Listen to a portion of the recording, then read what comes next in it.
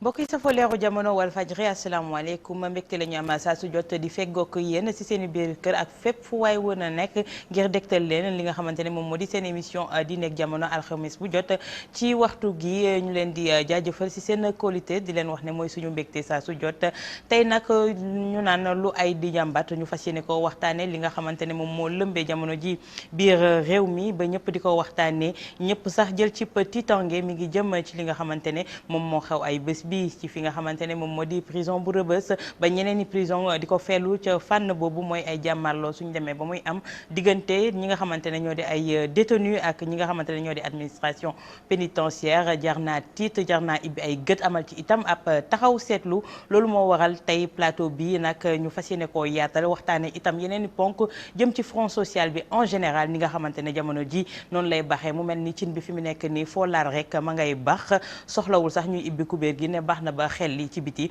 kon ponk yooyu lañu fas yéene waxtaanee tey ci seen émission Diine ak Jamono ñu am ci ay gan yoo xamante ne seen xam-xam màcc na ci fànn gu ci nekk goo xamante ne rek di ponk buñ ci yëkkati tey muy Ludovic Rosner Walfadjri min ko muy di juriste ak ki nga xamante ne moom moo di Papa Ndiaye nekk journaliste nekk itam chroniqueur judiciaire ak Amadou Télémac Sow nekk inspecteur de l'administration pénitentiaire à la retraite nekk itam vice-président ci kuréel gi nga xamante ne moom moo bot ñi doon yëngu ci administration pénitentiaire ak kii di El Hadji Sidi Lamine Niass di président directeur général bu groupe Walfadjri tey su fi toogee en tant que koo xamante ne yàgg naa bagante fi nga xamante ne moo di maison d'arrêt yooyu xam bu baax li nga xamante ne moo di dundin bi itam doon koo xamante ne dafay amal taxaw seetlu ci li nga xamante ne moo di doxalinu biir réew mi ma nuyu samay gan ba noppi rek ñu soobu ci waxtaan bi El Hadji Amadou kàddu gàngo jërëjëf soxna Awa maa ngi lay fay di nuyu ñu ma bokkal plateau bi yëpp kenn ku nekk di tàmbalee nag ci mbiru kaso yi xam ni yëngu-yëngu bi fi am maa ngi d'abord jaale mbokk détenu bi nga xam ni gaañu na ci mutinerie bi di ñaan yàlla itam ki nga xam ni moom jóge na fi bakkanam rot na ci mutinerie bi yàlla xare ko àjjana di massaw itam agent administration pénitentiaire yi nga xam ne seen liggéey la gaa am nañ ci ay gaañu yu bari di itam wax dëgg yàlla massaw seeni famille détenus yi nga xam ni ak famille agent administration pénitentiaire nga xam ne seen mbokk am nañ ci gaañu ci liggéey ci mutinerie bi. jërëjëf El Hadji Amadou dinañ ñëwaat ci yow ci biir waxtaan bi gën cee xuus dañuy bàyyi rek Ludovic itam mu nuyoo ak askan wi. waaw maa ngi remercié ci invitation bi di nuyu ñëpp di tam kër gi di ñaan yàlla ci tabaski bi ñu jógee mu wàccee tawfeex ci Sénégal te mosuluñ ci politicien bu gëmul dara gëmul réewam gëmul boppam di wax lu ko neex di xaste te ku ko xas mu mer. jërëjëf Ludovic El Hadji Sidi Lamine Niass ñu koy ziar di ko jox wàccuwaayam gannaaw bu mu jógee Makkatal Mukarram. jërëjëf Adja yaakaar naa ne am réew war nay xalaat lool woy néew yi doole genn góor dañ ko laaj sa njaboot ñoo ci gën a bugg mu ne ki tukki ba mu ñibbisi ki feebar ba mu wér ki nekk xale ba mu nekk mag am réew soo ko buggee doxal da nga war di xalaat ñi néew doole place yi néew doole nag mooy kaso yi mooy hôpital yi mooy place yi mbënn yi mooy place yooyu yëpp nga xam ne ay sénégalais yoo xam ne ñuy góorgóorlu lañ ñu war a itteewoo lañ pour la war ak la ñu war a génnee ca lañ soxla ca ñoom ñu mun ko caa génnee ndax amu ci fenn foo xam ne mbalit la dañ ko war a jël rek sànni ko moo xam foofu kaso la tudd moo xam foofu hôpital la tudd amu ci fu tudd mbalit fu ci nekk rek ab gëstu moo fa war a dugg pour ñu génnee fa loolu nag doyen ci ñëw. dinañu gën a xuus ci ponk yooyu Papa Ndiaye nekk sama naataango nekk chroniqueur judiciaire ñu bàyyi la nga nuyoo ak askan wi. waaw Awa Diop Ndiaye maa ngi lay fay maa ngi am mbégte teew ci jotaay bi nii di rafetlu rek li nga xamante ni moom lañ nar a waxtaanee ndaxte je pense que c'est l'occasion ñu leeral lu bëri loo xamante ne waroon na leer ci mbir mi ak tamit lépp loo xamante ne umpoon na askan wi ci wàll gi rek. dinañ ko leeral ci biir jotaay bi. incha allah kon ni ma ko waxee woon rek ci ndoxteer ba lu ay di jàmbat jamono ji nag xel yu bëri bëri fi mu nekk nii lënt na ñu bëgg ku leen a gindi kon occasion la tey ci Diine ak Jamono ji ñu gindi ñi nga xamante ne ñoom ñoo di askan wi comme niñ ko waxee Walfadjri leeru jamono fii la lépp di leeree. dañuy tàmbalee waxtaan bi rek ak ki nga xamante ne moo di sama naataango Pape Ndiaye gis nañu ay bés yi li nga xamante ne moom moo fi xew diggante lundi mardi mercredi remous am na ci li nga xamante ne moom moo di biir prison yi te ba léegi defe naa ne affaire yi fayagul ndax suñ demee ba suñ jógee Rëbës waa Thiès itam ne dañuy yëngu-yëngal fi mu nekk nii jar naa tiit mais tey nga campeel ñu li nga xamante ne mooy les faits réellement lan moo xew on parle de benn mort ndax benn mort la exactement on parle de 47 blessés est-ce que 47 blessés la exactement yow mi nga xamante ne tu es en contact permanent ak ñoom. waaw jërëjëf Awa yaakaar naa ni li nga xamante ni moom moo xew pour ñu gën ko mën a comprendre il faut que ñu dellu ay mois ci ginnaaw ndaxte jamono yële weesu am na benn yëngu-yëngal boo xamante ne dafa amoon foofu prison bu Rëbës. alors ñi nga xamante ne ñoom lañ fa tëj caabi fette leen ginnaaw kontaanuñu ci anam yi nga xamante ne moom lañ fa nekkee li nga xamante ne moom mooy surpeuplement bi daf leen metti maanaam kaso bi nga xamante ne moom mooy Rëbës dafa dépassé capacité d'accueil tey mën nañ considérer que Rëbës c'est la prison la plus peuplée du Sénégal alors bu weesoo loolu également seen condition de détention anam yi nga xamante ne ñoom lañ fa nekkee tamit metti na leen waaye tamit ak yeneen mbir yoo xamante ne dafa nekk ñu daal di def li ñu tuddee xiifal ak maral bi loolu amee bi mbir mi naree jéggi dayo ñu am benn kuréel boo xamante ne dañ ko fa yebal ngir ñu dem waxtaan ak ñoom procureur de la république ma nga fa woon ministre de la justice ma nga fa woon ak yeneen kilifa yoo xamante ne ñoom ñoo ngànk wàllum justice ba ñu ñëwee dafa am ay digg yoo xam ne dañ la fa diggee woon ne dinañ leen defal lii ak lii ak lii bokk na liñ ci digge woon dinañu gaawal seen atte bi ñu leen di atte waaye tamit li nga xamante ne moom mooy chambre criminelle muy ëttub attekaay bi remplacé cour d'assises dañ ne woon dañ koy dérouler de manière permanente nga xamante ne dañuy épuiser stock dossier yëpp képp koo xamante ne sa dossier enquête bi jeex na ñu mën la atte ci lu gaaw nga mën a dem soit nga dem ñibbi wala nga xam ban daan lañ teg sa kaw mais bi ñu demee ay weer ci kanam ñu gis ni digg yi ñu defoon yooyu yëpp dara amu ci loolu nag moo waral détenu yi ñoom tamit ñu yënguwaat parce que tamit Rëbës dafa nekk prison bu spécial biir Sénégal dafa nekk prison boo xamante ni moom moo gën a peuplé ci Sénégal ci 37 prisons yi ci nekk yëpp moo ci ëpp effectif te dépassé na sax capacité d'accueil ndaxte capacité d'accueil bi ñu koy soog a tabax 600 la woon ba ñu demee ba ci biir ñu xaw ko yaatal tabaxaat fa ay chambre ñu ne léegi capacité d'accueil bi 1600 la mais actuellement dem na ci plus de 2500 loolu moo waral ñi nga xamante ñoom ñooy ña fa nekk nag ñu ne situation bi ñu dund nag moom il faut ñu jug ci parce que bu ñu toogee di seetaan du mujj fenn ndaxte am na ñoo xam ne seen dossier dafa réer am na ñoo xamante ne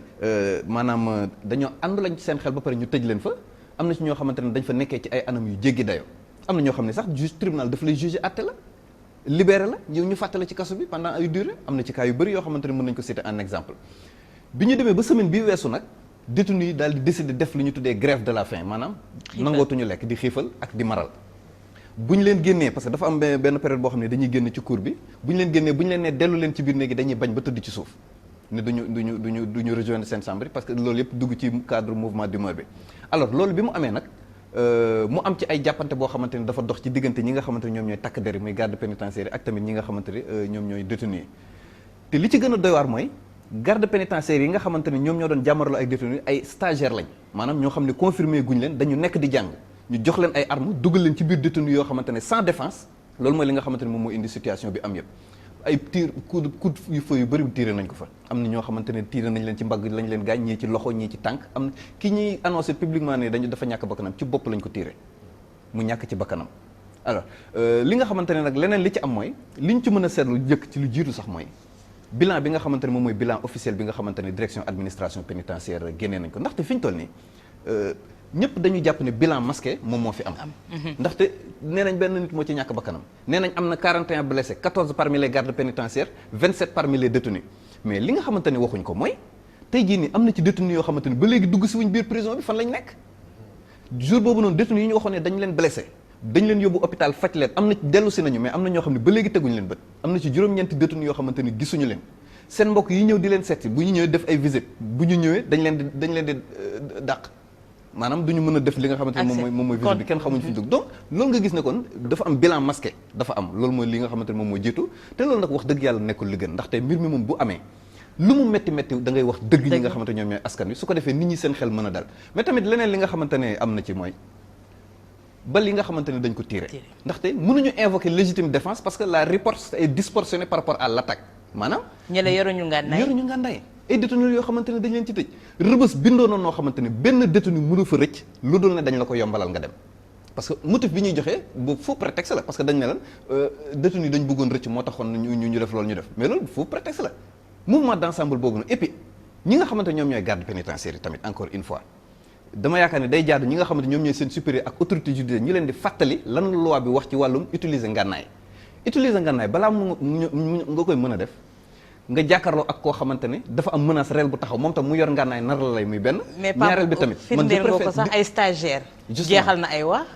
détenu bu nar a rëcc man je préfère tirer la ci tànk foo xamante ni sax di nga gaañu te doo rëcc plutôt que ma lay viser foo xamante ne da ngay ñàkk sa bakkan donc loolu mooy situation bi nga xamante ne moom moo am te tant que juguñ ci nag parce que gis nañ ne comme ni nga ko waxee ci introduction bi yamul Rebeuss kese prison bu Thiès tamit commencé na yëngu camp pénal bu Koutal commencé na yëngu camp pénal bu Liberté 6 sax yëngu na ba am détenu yoo xam ne dañu leen yóbbu cellule punitive donc nga gis ne kon dafa mbir bu nekk loo xamante ni fii la juddoo Rebeuss mais yamu fa mi ngi commencé di law ci yeneen prison yi nag te dara indiwu ko lu dul ñaari mbir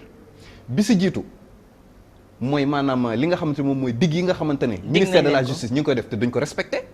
ñaareelu mbir bi mooy manque de réactivité bu ngeen fàttaliku depuis jeudi bi passé Walfadjri mi ngi lancé ay alerte par rapport ak situation bi am Rebeuss duñ ne yëguñ ko woon mais ba Walfadjri lancé alerte yi dañ ko ñàkkal fayda le directeur de l' administration pénitentiaire dafa def sorti ne non ñetti détenu la rek te yóbbu nañ leen sax Thiès léegi cool yi jeex na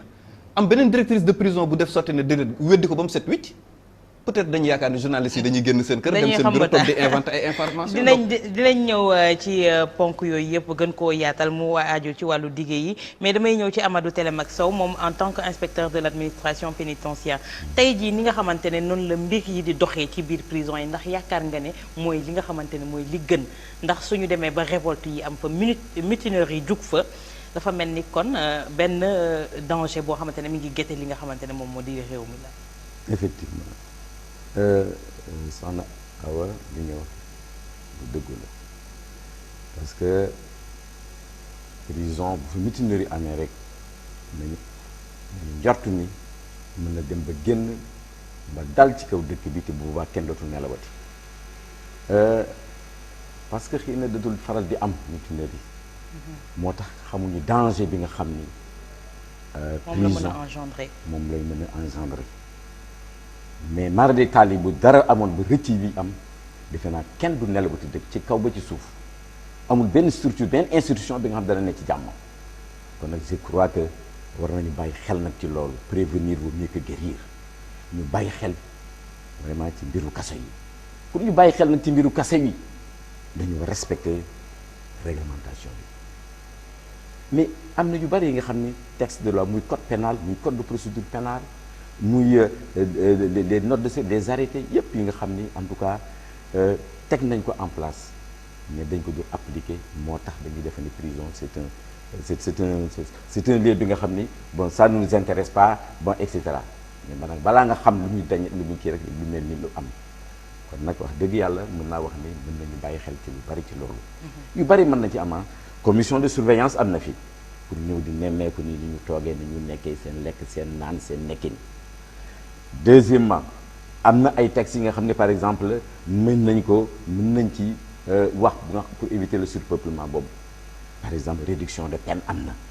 texte bi wax na ko da nga xam ni léegi am na nombre d'années bi nga xam ne boo ko fa defee at mu jot war na la mën a wàññi ñetti weer ci sa peine kooku war nañ koy appliquer wuñ ko commission d'aménagement des peines bi nga xam ne dañ ko créer du fonctionner wul fii fonctionner wul bu doon fonctionner nag ci la ñu mën am possibilité au moins détenu ba nga xam ni examiné nañ sa dossier mën ko seet mën la ci may réduction ci at bu jot nga am ci ñetti weer bu boobaa dana dalal xel dana donc facteur tranquillisant la buy apaiser de apaisement la am na solo itam am na yeneen yi nga xam ni libération conditionnelle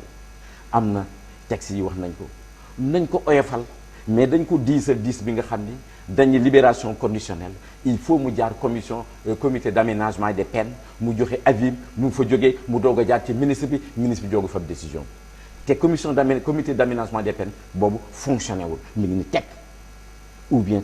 timidement lay fonctionner kenn xamu ko sax te lu am solo la jaar la kon yooyu itam possibilité la donc am na yu bari nga xam ni mën nañ gérer surpeuplement bi réaffecter leen par exemple transférer dans les autres établissements pénitentiaires pour des raisons de sécurité ou bien pour des raisons de santé ou bien des raisons de rapprochement familial ou bien pour des raisons de vocation agricole yooyu yëpp mën nañ am ay muy benn politique carcérale boo xamante ne war nañ ko mën nañ ko xam pour lutter contre mettre ça. en place. Mais ensuite nañu bàyyi xel ni les gens ñi liggéey ci kaso bi nañ renforcer par exemple le personnel faible na trop par exemple boo fawee par exemple 2500 ni ko Pape Ndiaye waxee prisonniers yu nekk fa nga fa def fa 100 personnes da ngay defe ni non yomb na kon nag loolu yombul danañu gaañ nit ñi duñ ko yëg danañu toroxal agent nit ñi duñ ko yëg danañu def leen lu du noonu nit ñi duñ ko yëg parce que c'est un milieu fermé kon nag nañu bàyyi xel ni les agents pénitentiaires c'est parce que dañuy travailler en milieu fermé moo tax xëy na kenn faalewul leen. seen biir voilà dinañ ñëwaat ci point yooyu yëpp su ma déggee Amadou Télémac Sow li muy wax ni El Hadj Sidy Lamine Niass moo di politique carcérale bi nga xamante ne moom la nguur gi waroon doxal dañ ci fayir dañ ci lajj muy loo xamante ne naam duñ ko nangoo dégg waaye suñu gisee li nga xamante ne moom moo xew am na benn gravité boo xamante ne àgg na fa te li ni mel bokk na ci loo xamante ne mooy signe yoo xamante ne ci nguur goo xamante ne fulaalul li nga xamante ne moo di ay prison. waaw li jiitu ci prison mooy dañ ko jàppee comme mbalit jàpp ne ña fa nekk ñu seet benn kii rek tuddee leen ko ay bandi lañ ay reykati nit lañ ay def nañ nangam lañ lu ñu leen def rek mérité nañ ko loola nag maye ba prison daanaka mooy place bi nga xam ne mooy toroxal doomu aadama ba nga xam ne dootul yemoo sax ak sagar dootul yemoo ak lépp loo tudd comme objet prison bu Rebeuss dama koo xam secteur par secteur chambre par chambre xawma ca lu sedd du ñi fa dem bu yàggul ci ay politiciens nga xam ne su ñëwee ci bunt ba la ñuy yem ak yu mel noonu man ca néeg yu tàng ya laa nekk yooyu ñi wax ni xam ko chambre par chambre la dalee ci premier secteur ba yegg ci 5e secteur secteur par secteur ba pare nag def foofu nga xam ne moom la Pape Ndiaye wax léegi nga xam ne fa la ñuy defee les chambres punitives ñu koy tuddee 6e secteur nga xam ne boo demee chemin de ronde soo fa nekkee dootoo xam ne guddi ak bëccëg foofu yëpp dama ci jaar xam ko ñi jaarale ma ci ana lan mooy kaso pour ñoom mooy foo xam ne boo fa jëlee nañ la toroxal ba nga xam ne soo fa jógee da nga jàpp rek ne yow dootoo sax nit looloo tax nit dana fay génnee nga jàpp ne kon suñ ko bàyyee dana baax suñ ko bàyyee fekk bàyyeetuñ nit bàyyi nañ koo xam ne gëmatul nit gëmatul réewam gëmatul leneen donc li ñuy wax réinsertion bi nga xam ne moo ci war amul prévoiruñ ko moo tax da ngay dégg léegi ne libéré nañ nit nga dégg encore ne mi ngi dellusiwaat ma nga nële ñu koy jàppaat fañ ko waroon a commencé nag fa lañ ko commencé wul doo ko commencé ci prison ba da nga koy commencé ci police ba wala ci gendarmerie ba soo demee police centrale fa la gën a grave man yu ci nekk bu ma ci jaarutoon dafay nekk kuy wax lim xalaat fa la ñuy jël benn cellule boo xam ne ñu ngi ciy dugalandoor yépp fa la ñuy demee àll fa la ñuy sawee fa la ñuy defee seen lépp nekk mbooloo moo xam ne ci benn place ndox mi tasaaroo déchets yi tasaaroo lépp tasaaroo te fekk ñu ngi ci enquête préliminaire nga xam ne day dem duñ nelaw duñ def lenn ñu nekk ci foofu lay commencé nga xam ne booy dem dañ lay futti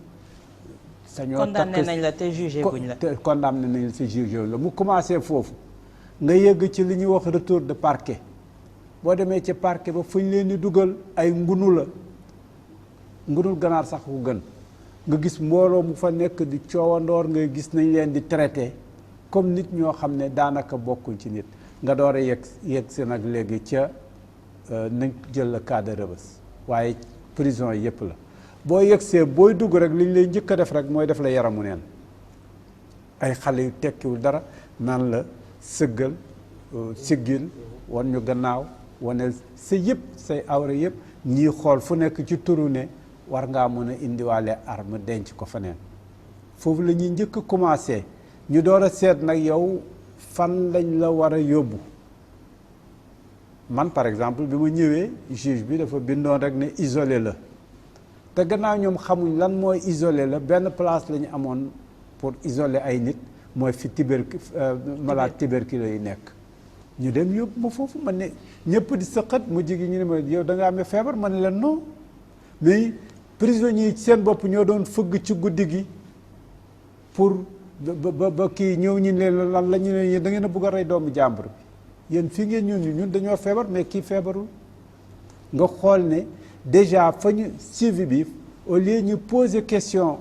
que la fa yóbbu lu tax mu def isolé la foofu lañ commencé mu jigéen nag bi ñu kon amul feebar kon nañ ko yóbbu chambre 10 chambre 10 mooy bi gën a jafe moom ak chambre 9 ci chambre ya fa nekk nga xam ne 140 personnes danañ fay nekkandoor dañ leen di tëral comme ay sardine sa tànk ci boppu nit tànk jàmbur ci sa bopp noonu la ñuy tëralee nit ñi ci comme ay sardine foofu mooy chambre 9 ak chambre 10 wax nañ chambre 1 chambre 2 chambre 3 chambre 4 yi nga xam ne ñoo nekk premier secteur waaye chambre bëri sax moo leen gën a métti chambre yooyu nag jàppal benn fa la ñuy toggee saxaar si fees del ci 100 et quelques personnes su ko defee ñii ngay togg ñii ngay kii ku ci nekk surtout nag ñi nga xam ne nag ñoo miin prison nekk ay miin fa nekk ay bandi nekk ñu tuddee leen ñooñu moom lu nekk lañ fay mën a def léeg-léeg ca lañ fay togg ca cuisine ba dañ leen ci tibbal ci yàpp indi leen ñu mun koo defaraat lañ fa jël yëpp nga xam ne ñëpp a ko bokk ñoom dañ leen ci teggi loo xam ne ñoom toujours muy beneen élément bu fa nekk nga door a ñëw ci yàmbaaja fa la fees del weer wi lañ koy tuddee wala doom ji ndax boot nga ko wala ndax gis nga weer wi ñu ne tel secteur la feeñ bu ñu la nee weer wi feeñ na tel secteur mooy place sàngam ñoom ñoo ko amee ñu xam kooko kan moo ko fa amee bu ñu la nee diw moo ko boot mooy exactement diw moo ko jot a am te loolu yëpp nag diggante gardien ak ñi nga xam ne ñoo fa mun ci bandi yu mag yi ñoom ñoo cee lënkaloo pour que loolu mun faa dugg pour que loolu mun faa jar yow na nga nekk fa comme prisonnier dañuy jël di la xëpp saxar si nga xam ne da nga màndi te fekk yow lii amatoo ca pexe mënoo ne génn leen man mënoo ne lii bëggatuma ko day la xëpp saxarab nu mu tëtti yàmbaa ci guddi gi muy ñaar ñett bandi yi dañoo amee seeni jabar muy surtout xale yi ñuy indi ci li ñuy wax flagrant délit dañ daan dem rek ay port ak ramas yu gaaw yooyu mënoon war leen a jàlle bu ñëwee xale yooyu su ko defee dañuy man benn bis yu bëri doon naa ko supporter ne c'est bon puisque moment d'épreuve la benn bis rek laa fa mos a am lu ma métti te boobu yàgg rek mu dégg benn xale buy yóbbu puisque ci néeg bi duwul néeg bi rek mais néeg bi dafa am ay dal yoo xam ne dal yooyu itam yeneen xeetu néeg la duwul néeg boo xam ne rek da ngay wax ne lépp dafa maase ndoor dañ faa def ay dal ci ron dal yi ay néeg la ci biir jaarukaay yi ay place nelawukaay la ma toog rek dégg benn xale buy yóbbu ma ne bërët ne loolu lan la ñu ne ma mara toogal waa ji jabaram ji mooy bañ man jabar keroog sama àddina yëpp tukki mu xool xale bu ndaw ñu ñëw indi ko ci turi ne dañ koo jàpp en flagrant délit puisque dafa doon jaay wala dañ koo jàpp buntu port wala ci turi loolu la ñuy wax flagrant délit de su ko defee ci turi loo xam ne kuy ñëw rek di daan dooleem lu mu kii lu mu foraatu lu mu def nangam ñooñu bu ñu ramassé rek ñëw indi kaa yi suñ toogee di la ko wax kaa yi fay sonn dëgg Pam Ndiaye wax na léegi ñi nga xam ne dañoo feebar ñooñu dañ fa fees del ñoo xam ne ay dof yoo xam ne guddi gi yépp waxtu la ñuy nekkee wala bëccëg bi mënoon naa ci cité ay tur yoo xam ne nga ñëw ci kaa yooyu nga door nag ñëw ci yeneen xeeti feebar yoo xam ne ña nga fa muy tasaaroo place bu mun a tasaare ay feebar la ci saasi soo demee ci infirmerie ba dara nekku fa mu nekk ci boori bunt ba suñ la fa indee boo ñëwee dañ leen ne ñu ne dañ fee nekk mais benn garab nekku fi donc soo ñëwoon tey di wax situation ba condition yi nga xam ne moom la ñooñu nekk da ngay wax rek ne foofu ay nit nekkuñ fa jàppewuñ leen ay nit te la ca jiitu mooy ku def nekkagu fa puisque détention préventive la donc présomption d'innocence moo ca am dañuy gëstu ay mbiram danañ koy gëstu ba buñ koy àtte ëllëg dañuy ne deful dara te fekk am na fa déjà 5 ans cas yooyu mën nañ la cee citer cas yu dul jeex bu ci nekk dama cee dund man dama daan gëstu di laajte am na koo xam ne moo ci bind benn livre teewluwuma turam mais livre bi mi ngi tudd Pas si fou d'ailleurs moo tax sax bu ma ñëwee dañ ma doon daw ndax dañoo defee ne damay def comme kooku wan leen ne dofuma noonu la tuddee téeréem bi dofuma Pas si fou ndax dafa daan ñëw di dajale ay këyitam ñu gis toujours mu ngi bind te dana attirer attention yi ñi fa nekk ñëpp ay boromi xel lañ seen xel day nàcc su ko defee nag mu mel ni kuy dajale ay këyit ak di bindantu fekk mi ngi amul benn détail bu mu bàyyi nañ leen dajale comme ay sardine nañu nekkee chambre yi gis nga chambre bi foofu la toilette bi di nekk toilette bi booy dem moo gën a retax lépp luy ratax ci àddina bi boo ciy teg fu nekk rek da ngay jafandiku bu lu em ni pour nga ne nii ci ndox mi kii rek soo atu rek daanu nga te puisque considérez par exemple chambre de 140 personnes considérez leen ci benn toilette bu leen war a kii ñëpp di ci ñëw di ca demandoor lu nekk lépp a ngi ci biiram su ko defee benn toilette bi te ci biir chambre bi la nekk à la fois donc li jiitu mooy point boobu du lu commencé tey pour nga mun ko imputer benn état ndax man lii ma lay wax ñaari séjour yi ma def benn bi c'est sous Senghor benn bi c'est sous Abdou Diouf mais ñaari place ba léegi changé wul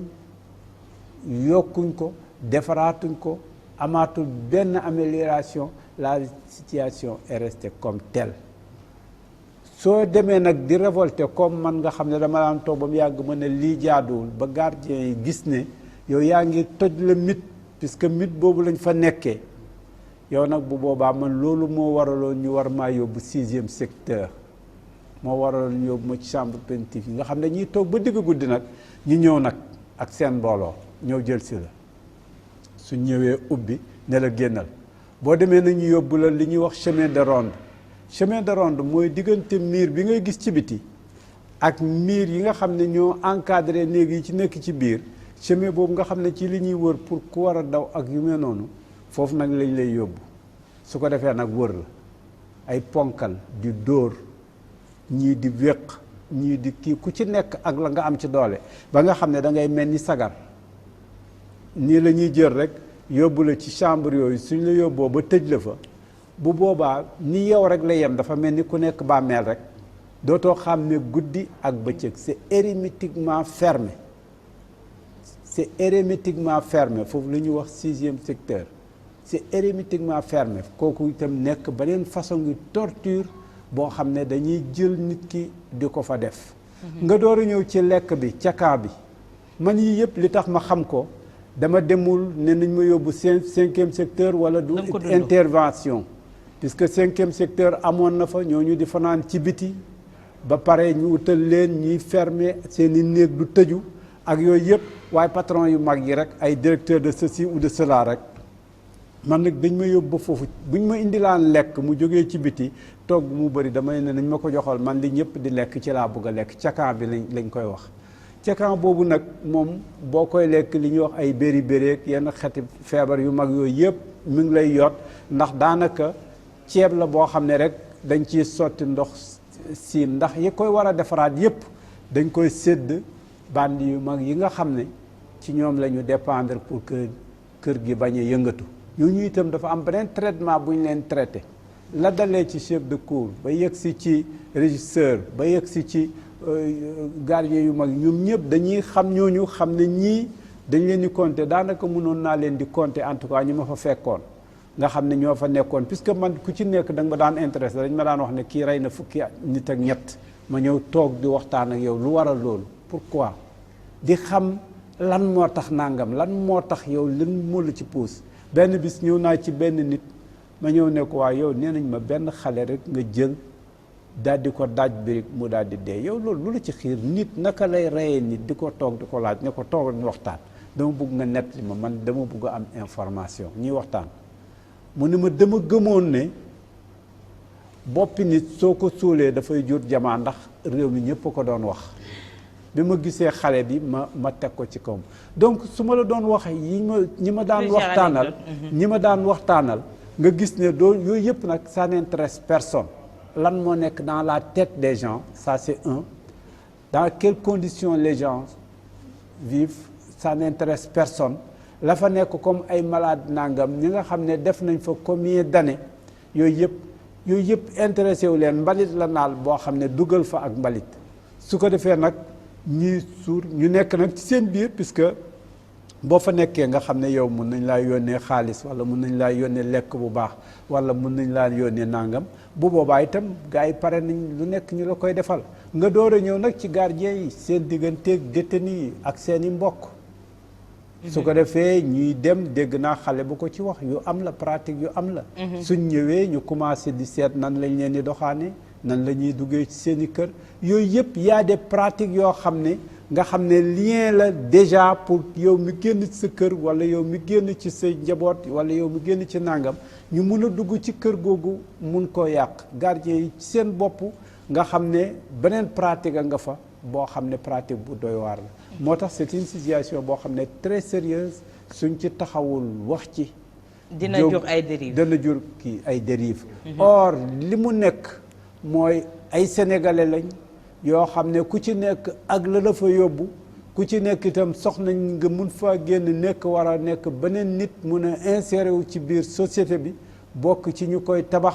waaye tabaxuñ ko pour mu nekk ñoo xam ne ay lëpp humain lañ yoo xam ne amuñu tuñ njëriñ pour société bi def nañ leen nga xam ne fii mu toll buñ génnewaatee itam delluwaat rek moom moo leen di gënal loolu mooy li nga xam ne jar na faa éviter mënoon naa wax nag lu bëri ci chambre ya mënoon naa wax lépp ci nombre ba dinañ ñëwaat ci point yu bëri Ludovic soo gisee ma mujj la jox kàddu bi c'est pour ñu camper woon li nga xamante ne mooy li fa jot a am ñëpp ay acteurs lañ ci fànn boobu mais tey suñu déggee loolu yëpp mu mel ni dafa am politique sociale boo xamante ne si suñu réew si di wax na ko sànq ne du ko imputer benn état mais dafa am politique sociale ba ñuy naan état c'est une continuité dafa am politique sociale boo xamante ne itam dañ ci faillir suñu gisee rawatina ci wàllu politique carcérale tout le temps soo déggee politique yi même suñuy dagaan baat li ñuy wax yëpp mi ngi jëm ci dinaa tabax hôpital dinaa tabax sangam mais mosoo dégg dinaa tabax prison wala prisonniers yi dinaa leen mettre dans des conditions yoo xamante ne seen dignité humaine duñ ko bafoué dinañ leen waaj jox li nga xamante ne moo di seen àq ak seen yelleef. dëgg la dama yaakaar ni ñii ñu yóbbu prison mënuñu yaakaar nekk hôtel ndax bu dee dañ leen condamné jusqu'à preuve du contraire ñoo def ñaawteef kon bu ñu yaakaar nekk ci lu neex. bien sûr waaye nag bu ñu nee droit de l'homme ñëpp la xanaa détenu de l'homme détenu homme la di kon détenu bi aussi am na ay droit ñu war ko respecter doomu aadama kenn du ko toroxal teg daan ak toroxal lu benn de même condamné à mort kenn waru ko toroxal def nga ñaawteef ñu juger la jàpp la appliquer peine bi waaye du pour toroxal la waaye man dama yaakaar ni gouvernement bi dafa xaw a jël option répressive gis nga ne mu ñëwee traque des biens mal acquis CREI OFNAC tëj Walfadjri tëj ci et cetera mais loolu logiquement kon tabaxal ay prison yu bees boo dee option boobu nga jël tabaxal ay prison pour ñoo jàpp ñu nga yóbbu leen foofu. deuxièmement ministre de la justice actuel moom yàgg na wax ci droit de l'homme yàgg na wax sax ci condition de détention yàgg na ci yëngu waaw bi mu ñëwee kay la doxal loolu ñu xaar ci. il devait pas faillir. effectivement am na échec politique social. parce que jàpp nit tëj ko kaso yomb na mais kooku benn fànn la fànn de punition de répression mais am na beneen fànn mooy rééducation pour prisonnier bi ñu defaraat ko pour bu dellusee ci société bi mu mën a insérer wu mais boo ko fu yóbbee yokk ko feebar yokk ko xol bu metti yokk ko jikko ju bon nga jàllax ñu ko génnee ko mais ñu ñooy am problème loolu nag lañ dul def politique de rééducation ndax ku tooñ teg nañ ko daan tëj nañ ko mais jëlee la sax ci say njaboot ci sa famille yóbbu la prison rek doy na coono kooku réglé nga ko pare waaye léegi nag yaa ko war a former pour bu delluwaatee ci nit ñi mu doon koo xam ne doon un homme dangereux mais dañu ko def li ñuy wax ne yàgg nañ ko wax parce que ministre bu dem ba prison ba ne danaa tabax kii danaa kii mais kon avoué na ni situation bi baaxul wala ku tere tabax prison Sénégal pays pauvre la d'accord mais amuñu kam ñàkku njëgu prison du hôtel 5 étoiles war na yomb je ne dis pas que yomb na mais war nañ ko mën a tabax mais dañuy xaar jaay par exemple Rebeuss pour mën a tabax prison bu Sébikotane. lu ñuy xaar pourquoi ñuy xaar bu nañ maintenir Rebeuss ubbi beneen prison pourquoi pas mais xam nga dañuy signer ay convention contre la torture mais torture du rek jël nit di ko dóor mais boo duggalee nit comme ni ko Sidi Lamine waxee de ay comme des sardines loolu torture la même boo leen dóorul defoo leen dara sax mais le fait nga dugal leen ci condition yoo xam ne c'est insupportable c'est de la torture loolu war ci mënoon ci mën a porter plainte Sénégal sax normalement moo nañ ci mën a porter plainte Sénégal parce que condition de détention yi c'est inhumain warul mën a am Sénégal waaye ñoom nag dañuy teg duñ ci wax dara parce que jàpp nañu ko dem prison alors yow daal ne fa rek daal presque animal nga ba ba ngay génn daal kenn du la fale mais c'est pas comme ça on a une mission de rééducation ndax ki def ñaawteef bu fa demee day sa am nañu ko commencé dañ ko commencé di la jàngal menuiserie et cetera c'est pas mal mais du continuer jox la métier baax na waaye defaraat sa jukko. mais est-ce que la solution uniquement doon na rek tabax kese prison est-ce que tabax prison rek mën na résoudre li nga xamante ne moom moo di problème bi. non tabax prison ba pare tàggat ay garde pénitentiaire jox leen xam-xam pour ñu am sécurité seen bopp jox leen ay ngànnaay pour ñu surveiller dëgg la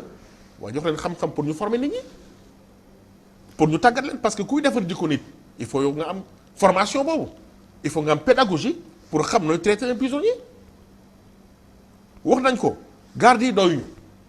est-ce que am nañu armes yu doy je ne crois pas mais kooku benn volet la. beneen volet mooy est-ce que garde bi am na compétence su rééducation du prisonnier. mais loolu moom importance parce que prisonnier bi condamné à perpétuité bon am na waaye bëriwul yàgg dina génn waaye naka lay génnee gën a bon bu muy dugg loolu baaxul ci ñun li taxoon nga def ko détention provisoire mooy jugé guñu ko mais jàpp nga ni xëy na moom la. kon il est dangereux téye ko mais boo ko téye condition yi bon day gën a dangereux du xam lu baax bu génnee day rey bu génnee day dóor nit ñi kon nañu bàyyi xel ni droit de l'homme pour ñëpp la. prisonniers yi nga ci malade nga ci agresseurs yi nga ci képp koo jàpp teg ko daan d'accord nañu waaye respectel ak yelleefam. dinañ ñëwaat ci point boobu monsieur Sow dañuy ñëw rek ci li nga xamante ne sànq ba léegi ñu ngi koy dégg suñ ko déggee naam détenu yi ñoom. def mbir moo leen fa yóbbu waaye ñi nga xamante ne tamit ñoom ñoo leen war a wattu ils ne sont pas exempts de reproche mooy ñi nga xamante ne ñoo di garde pénitentiaire yi. voilà balaa may tontu ci loolu danaa leeral parce que man def naa plus de 32 ans 34 ans d'administration de station pénitentiaire Nokonari de prison donc am nekk inspecteur d'administration pénitentiaire formateur là. waaw j'ai enseigné au Tchad j'ai enseigné en Côte d'Ivoire administration pénitentiaire. mais mën naa wax ni fi ma toll nii ci samaaxullahi taala am na amélioration bu mag a mag ci fonctionnement administration pénitentiaire en termes d'entretien gis nga bu yàgg ni bi ñu nekk régisseur de prison 200 francs la woon ci ngay añ ci ngay rey ci ngay ndekki mais yëf yi di dem de gouvernement ak gouvernement ñu jóge fa dem ba ay 500 francs jóge fa dem ba ay 600 francs actuellement on est mis à 1000 francs par détenu. mais 1000 francs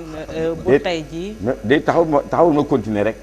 pour dama bëgg wax ne amélioration am na. non mais 1000 francs bu tey ak 200 francs bu démb mën nañu leen méngale ñu yem.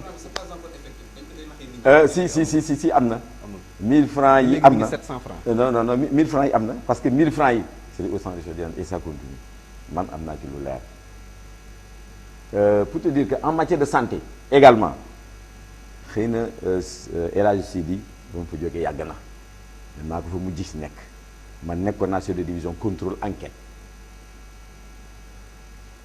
mais en matière de santé wax dëgg yàlla administration pénitentiaire mi ngi def ci lu mu mën actuellement créé nañ sax benn centre de santé ici on a recruté 4 médecins je ne dis pas infirmiers 4 médecins. mais tey détenu yi ñu ngi continuer di casse paracétamol bi man loolu ma jaaxal may ma àggale. ñi ngi recruter il y a benn budget bi nga xam ni c'est pour au niveau par exemple c'est uniquement une ligne budgétaire pour affaire route médicament ma ni au niveau de tous les établissements pénitentiaires on a mis par exemple au moins un infirmier au niveau de tous les établissements pénitentiaires 37 établissements yi te loolu amul woon waral jooy bi. may ma àggale rek man kay maa ngi àggale. dama lay wax le constat li am. boo ko mën nga ko vérifier. dans tous les centres pénitentiaires on a affecté un infirmier au minimum sinon 2. dégg ma wax la rek am na ligne budgétaire uniquement. li nga xam ne pour santé la. non monsieur Sow xam nga yooyu yëpp bañu ma ko nee nga am na des avancées xam nga ñu bañ a nekk di citer point par point. damay joxe ay information parce que Sidi wax na loolu yëpp damay joxe ay information fekkee naa démb fekkee naa tey. waaw mais li nga xamante ne moom moo ñu soxal mooy li nga xamante ne mooy li tey. waaw déglu ma wax la maa ngi ñëw man kay maa ngi ñëw xam nga da ngay introduire. li am ba pare nga ni nag par exemple voilà le constat. mais waxtu la ñu am. voilà waaw d'accord donc pour dire que donc vraiment ci li ma gis ci sama axulataay la itam vraiment gouvernement def na de gros efforts par rapport en tout cas à l'alimentation et à la problème de santé à l'entretien des détenus ci en termes en tout cas de budget kooku mu def na ko. mais bu fekkee ne loolu yëpp am na tey lan moo waral kon ñuy ñaxtu. voilà léegi bu fekkee ne tout va. léegi xam nga ñaxtu bi yaa ngi koy gën a dégg ci rëbës lu tax xam nga rëbës dafa am un surpeuplement mu am une promiscuité un surpeuplement bi nga xam ni pratiquement il y a toute catégorie de personnes. kon jeex na wax ji donc toute catégorie de personnes nga fa donc kon conditions yi baaxul. donc non may ma àggale parce que wax na li nga xam ni. gardiens yi li ñuy def yu mel noonu les choses ont changé le monde a évolué ils sont bien formés am na ñi nga xam ne man maa participé seen formation ils respectent vraiment comme ni ma ko décrire. ñi ngi respecté ak yelleef. ni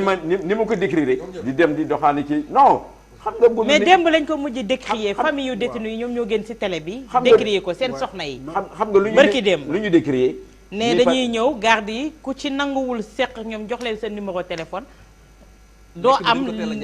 visite contact wala duñ jàllale sax sa lekk à temps. muy benn xam nga le détenu rek xam nga le détenu ak le personnel. dinañ ñëw li ma bëggoon wax monsieur Sow pratique yi changé wu. ba mu fa jógee léegi yàgg na mais maa ngi continuer di informer wu budget ya mosu faa dëñ waaye dama la wax sànq ne la budget yi kan moo koy séddoo soo nee ma 250 wala 500 wala nga ne yow tey 1000 francs su ñëwee nag léegi bañ ne budget bi jënd nañ ci nangamu nag mun naa laa coo wax ñaata nag la daan doon mun naa laa wax saaku ceeb ya nga ñëw ba teg sa yépp léegi nag problème bi foofu la nekk dama la ne kayit yi dañoo am seen wàll à part boo xam ne dañ leen koy tegal loolu ñaata nit lay dundal dama la ne nu mu tëddee gardien yi dañ ci am wàll ca ndawal loolu yooyu yëpp dañ leen cee defar c'est une pratique man je parle des pratiques waxuma liñ budgétiser ak li ñuy wax ci kaw man dama mënoon a nekk dans une bonne condition ndax bul fàtte ne li ma lay wax ni yëpp délit d'opinion moomu fa yóbbu nii laa ko xalaatewu leen ko kon tey nga dee loolu moomu fa yóbbu sàccuma reyuma nit lekkuma alal jàmbur defuma la neen dama fa dem kon suñ ma yóbboo ci condition yooyu ma nangu ko c'est parce que bëggoon naa dund li sénégalais bi di dund pour ma xam exactement ndax justice bi may wax am na fi walla amu fi donc pratique yooyu yëpp nga wax côté santé wax nga ko santé ba naka jekk daan nañ ñu wax ne budget bi am na nangam ñun looloo tax su ma ñëwaan infirmerie su ma posé question bañ ne la dara amu fi li daan tax ngay jaaxle mooy par rapport ak li nga liir da nga nekk ko jàng xam nga ñaata lañ la wax waaye boo ñëwee ci pratique gis nga ne yooyu yëpp dugal nañ ko ci biir marché bi c'est-à-dire wax nga ne monsieur Sow ne c'est un cercle fermé wax nga ne c'est un milieu isolé. Isolement boobu nag dafa maye lu bëri ñu mun ko faa def te du génn. kenn du ci tegi te ñaareel bi itam gannaaw ñu franchise lañ ne ñoom dañoo def comme buñ fa demee demuñ fa pour noppaliku comme ni nga ko waxee léegi munta nekk chambre d'hôtel dañoo dem pour ñu punir leen loolu te loolu c'est pas vrai Rebeuss détention préventive lañ ko prévoir ñëw ci fa ëpp ci fa ña fa nekk dañoo njort rek la plupart dañuy génn dem kon nag ñu def nekkuñ fa buñ wax ne ñu def ñoo fa nekk ñun yaakaar ne def nañ di ko gëstu te danañ leen di bàyyi tooñ leen ndax ne naa la mun naa laa defal liste boo xam ne ñaata nit lañ bàyyi ñii 5 ans ñii nangam di ñëwee ba xool seen dossier dañ leen ne dem leen. kon yooyu yëpp bu fekkee ne da nga ma bëgg a yóbbul foo xam ne ay nit ñu def ñoo fa nekk kooku aussi amu fa la fa nekk la ëpp defuñu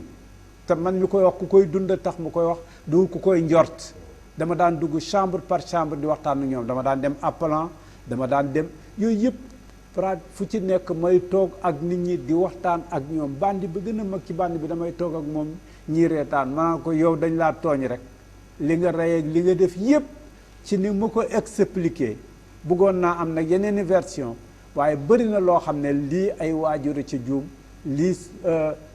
dëkkandoor a ca juum lii nangam ci wàllu société bi am na ci pàcc yu bëree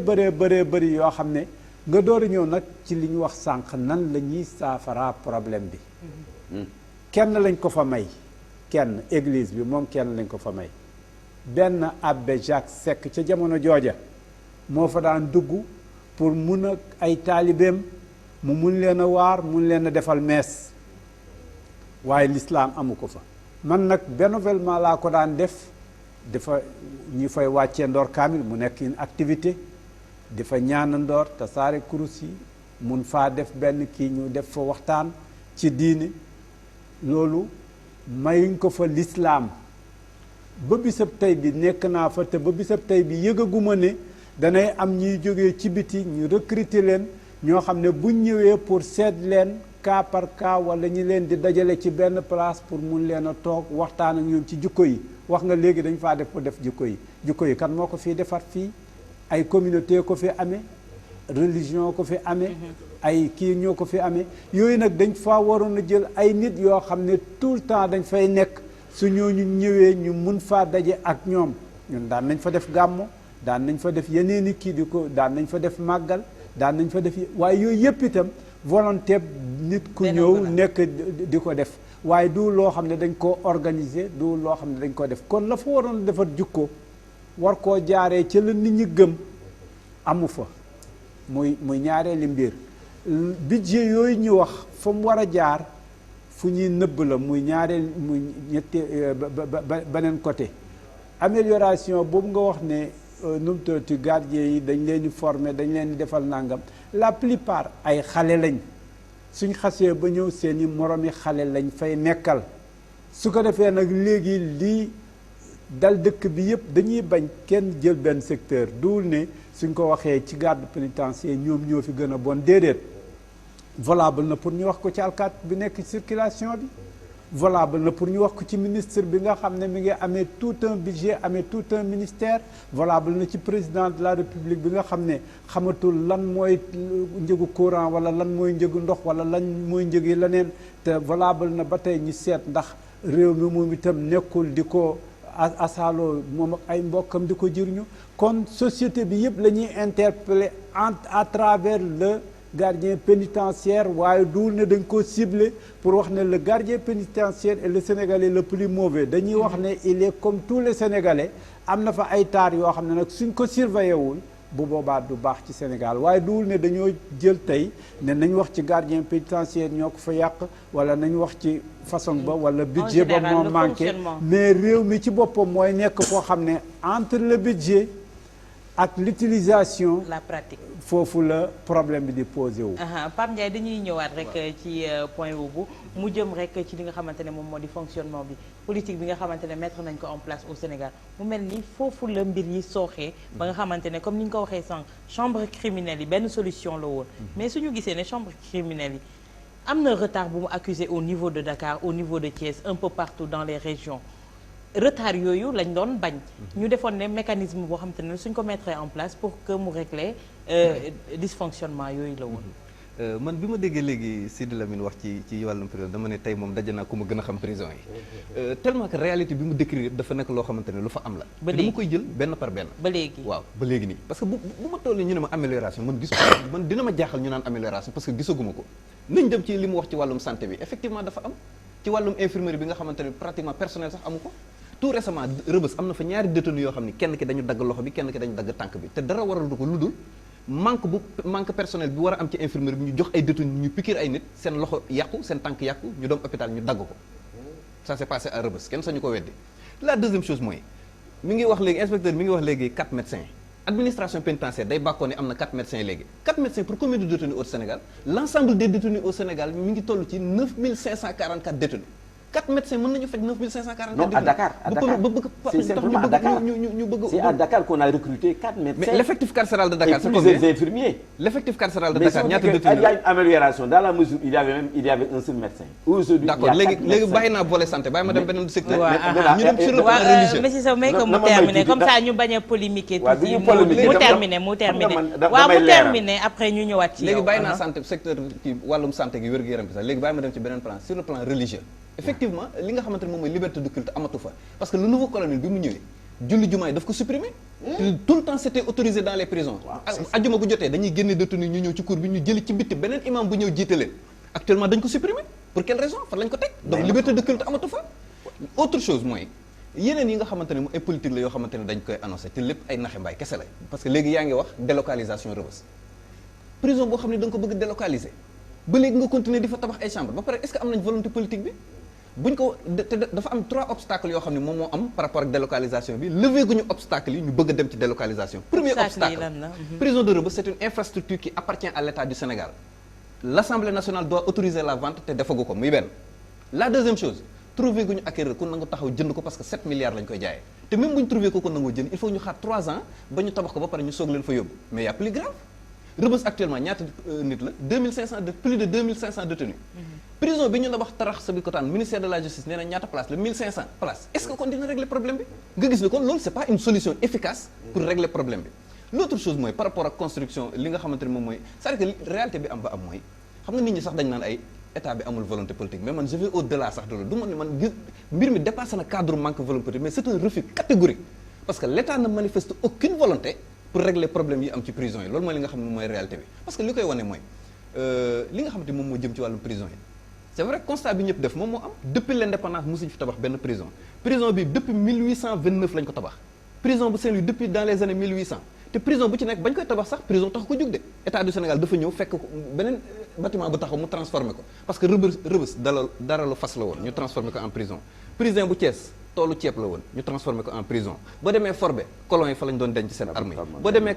Cap Manuel fa lañ doon denc ñi nga xamante ne ñoom ñooy kii donc nga gis ne kon amul benn volonté politique boo xam ne état bi wane na ko pour régler lii problème boo ñëwee ci wàllum chambre criminelle yi également mais foofu ndaxe mbaay bu leer naññi la bañ ko fii indi dañ ne woon dañ koy def de manière permanente pour ñu mën a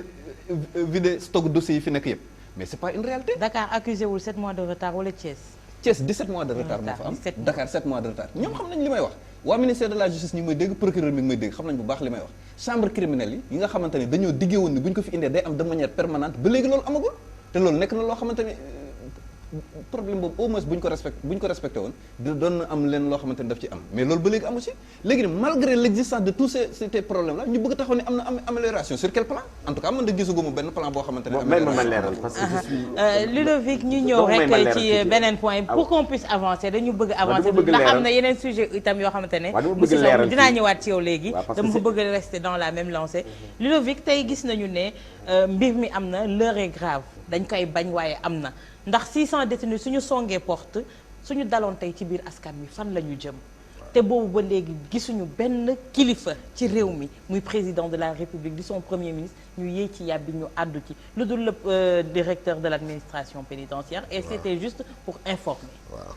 mais loolu c'est extrêmement grave mais xanaa xamoo détenu li mu def ci ñaawteef état am na ci responsabilité parce que bu ko état teeloon absorbé jàngal ko jox ko diine def ci moom ay jikko yu bon xëy na du sàcc du kile xëy na politique bi sociale moo tax ba nit ñi am ay jikko yu bon moo am na responsabilité détenu mais état su am na responsabilité ba tax na war na intervenir pour régler problème bi xam nga feebar pour ñu faj ko il faut ñu nangu ni feebar la mais vraiment doyen boo nee amélioration day xaw a jaaxal nit ñi amélioration amul prisonnier boo xam ne lu muy lekk doyul bu dem ba dem grève de la faim kooku sonn na dañu waxante dëgg ay pain sec lay lekk kii kooku dem ba ne lekkatuma xam nga ne sonn na mais dañu war a intervenir bon dañu war a intervenir parce que état moo am responsabilité boobu prison du prison privée prison état la état moo am responsabilité tëj nit waaye defar jikkoom ba bu génnee ma mën a nekkin bu rafet ci société bi ak condition nag mu nangu ni situation bi baaxul. Rebeuss man mosuma fa dem mais xam jot xibaar yi bu jot sax xam naa ne vraiment nit ci sonn nañ foofu. prison yëpp sax conditions yi baaxul ku la say famille indiwu lekk doo lekk bu baax. prison yi xam ne am nañ sax ñuy diiroo lekk boo xam ne dañoo si prison et cetera donc xam nañ conditions yi. bés bu dee nit dem fa may fu mburu may fa loo xam ne sax presque sarax la mais jàpp na nit yi baax na ci prisonniers yi kon ça ne va pas mais pourquoi gouvernement bi saa yi ñu waxee dëgg bëgguñu nangu c'est pas possible kon problème bu réglé wu. prison doxul nit yaa ngi fati conditions yu metti dëgg la ku ne jàpp ne condamné na ngaa tooñ mais c'est pas parce que da nga tooñ ñu war la bàyyi ci conditions yi bon. mais tey ak li am ni est-ce que amul woon benn message boo xamante ne waroon nañu génn adressé wu aux Sénégalais. parce que pour wax ci li nga xamante ne moom moo xew. ndax surtout mën nañu ko méngale Pape. surtout ci sama xam-xam bu gàtt ci loo xamante ne c'est inédit. jigéen li am nii boo ma États-Unis njiitu réew bi may taxaw wax ak nit ñi. parce que c'est grave. mais dañuy bàyyi affaire bi pourrir duñu wax dara ñu nekk ci leneen c'est parce que am na xaalis bu ñu passé ci référendum bu ñu ko tabax ay prison wala yokk seen condition faut dire aux gens la vérité. man leeral. monsieur Sow rapidement. man leeral xam nga su may wax amélioration am na une amélioration c'est par rapport à une chose waxoon naa ne ñun bi ñuy duggee 200 francs ci nañ añ ren ndékki 150 sax dana ci añ ren ndékki su ma ñëwee bañ ni par exemple 1000 francs la donc il y a une amélioration su ma demee ba ni établissement pénitentiaire amul woon benn infirmier hôpital lañ daan dem maintenant affecté nañ ko dans tous les infirmiers su ma waxoon ni ligne budgétaire amul woon pour les médicaments amul woon donc il y a une amélioration su ma waxee ni par exemple aujourd'hui formation bi on donne ça à des professionnels yi nga xam ni quand même c'est des gens très chevronnés outillés n'est-ce pas et qui en fait continuent à suivre par exemple ces agents-là sur le terrain professionnel donc yooyu yëpp c'est des améliorations mais il y a une amélioration gis nga dans les temps aujourd'hui il y a combien de ONG il y a comme des ONG qui interviennent dans les prisons yooyu yëpp dama ni donc lu amélioration la par rapport à autre chose donc mais waxuma ni par exemple il y a pas de problème bi lan la il y a un surpeuplement pourquoi il y a un surpeuplement c'est parce que on considère que les mandats de dépôt nous sommes obligés l'administration pénale est obligée de prendre tous les gens qui sont placés sous mandat li ñu placés sous mandat de dépôt dañ leen di jël amul fees na amul feesul kon nag y a problème ñoom ñoo ko indi surpeuplement donc nañu waxtaan nag en tout cas de la justice moo tax ma ni donc li nga wax dëgg la y a problème loolu moo tax ñuy casse pourquoi ñuy casse nee nañ les longues détentions ñun administration pénitentiaire lu mu ci mën longue détention yàgg nañ ko yuuxu nekkoon na chef de division législation yàgg nañ ko yuuxu di ci wax luñ ci mën waxoon naa par exemple comme ni ko monsieur kii waxee détenus yi bu ñu ñëwee foofu pour ñu tàggat leen pour bu ñu génnee par exemple bañ la leen il faut que comme ni nga ko waxee ñu créer par exemple benn cadre des ateliers de formation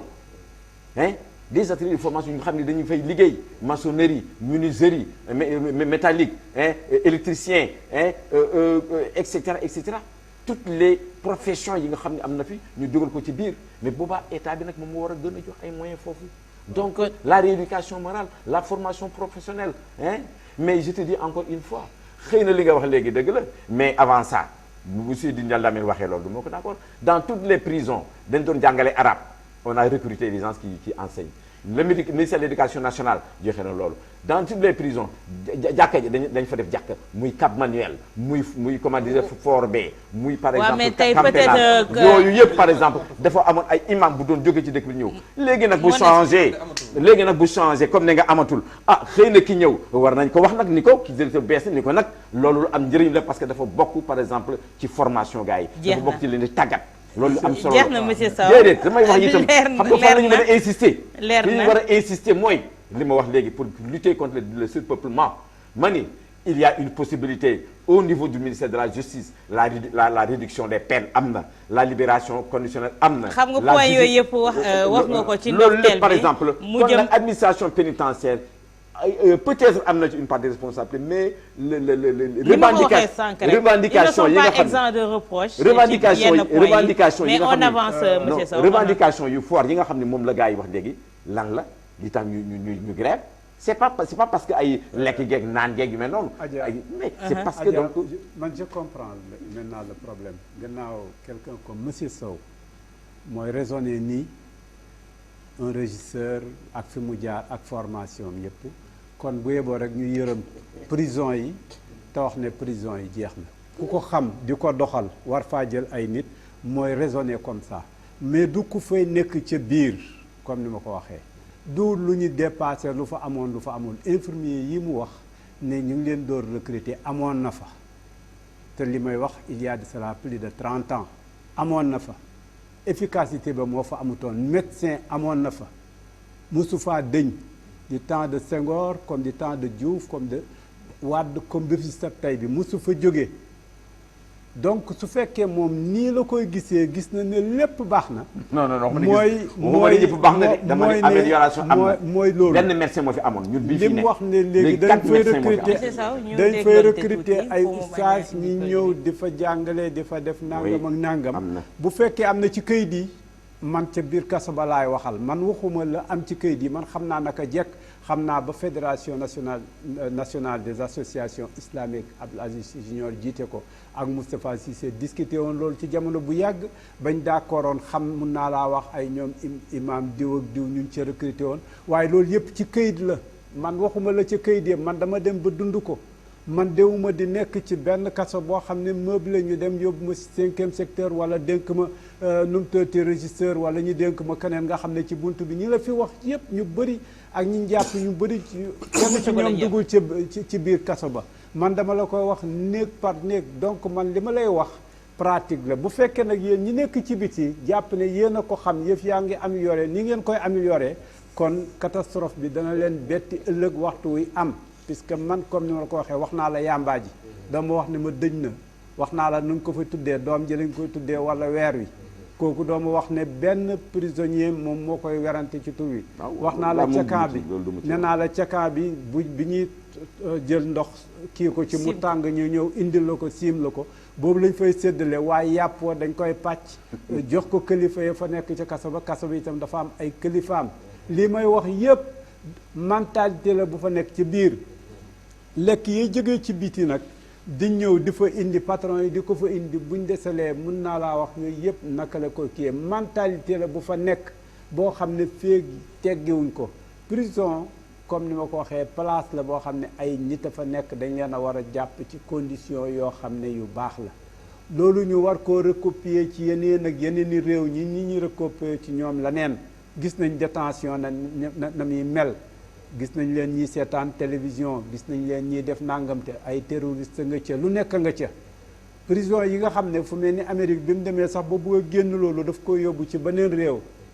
muy fale Cuba ak yu mel noonu pour def fa yeneen i kii mais ñooñu itam gis nañ ne duwul ca fanaanukaay ba duwul ca nelaw ba duwul ca nàngam ba mais lii nga gis nii ci écran bi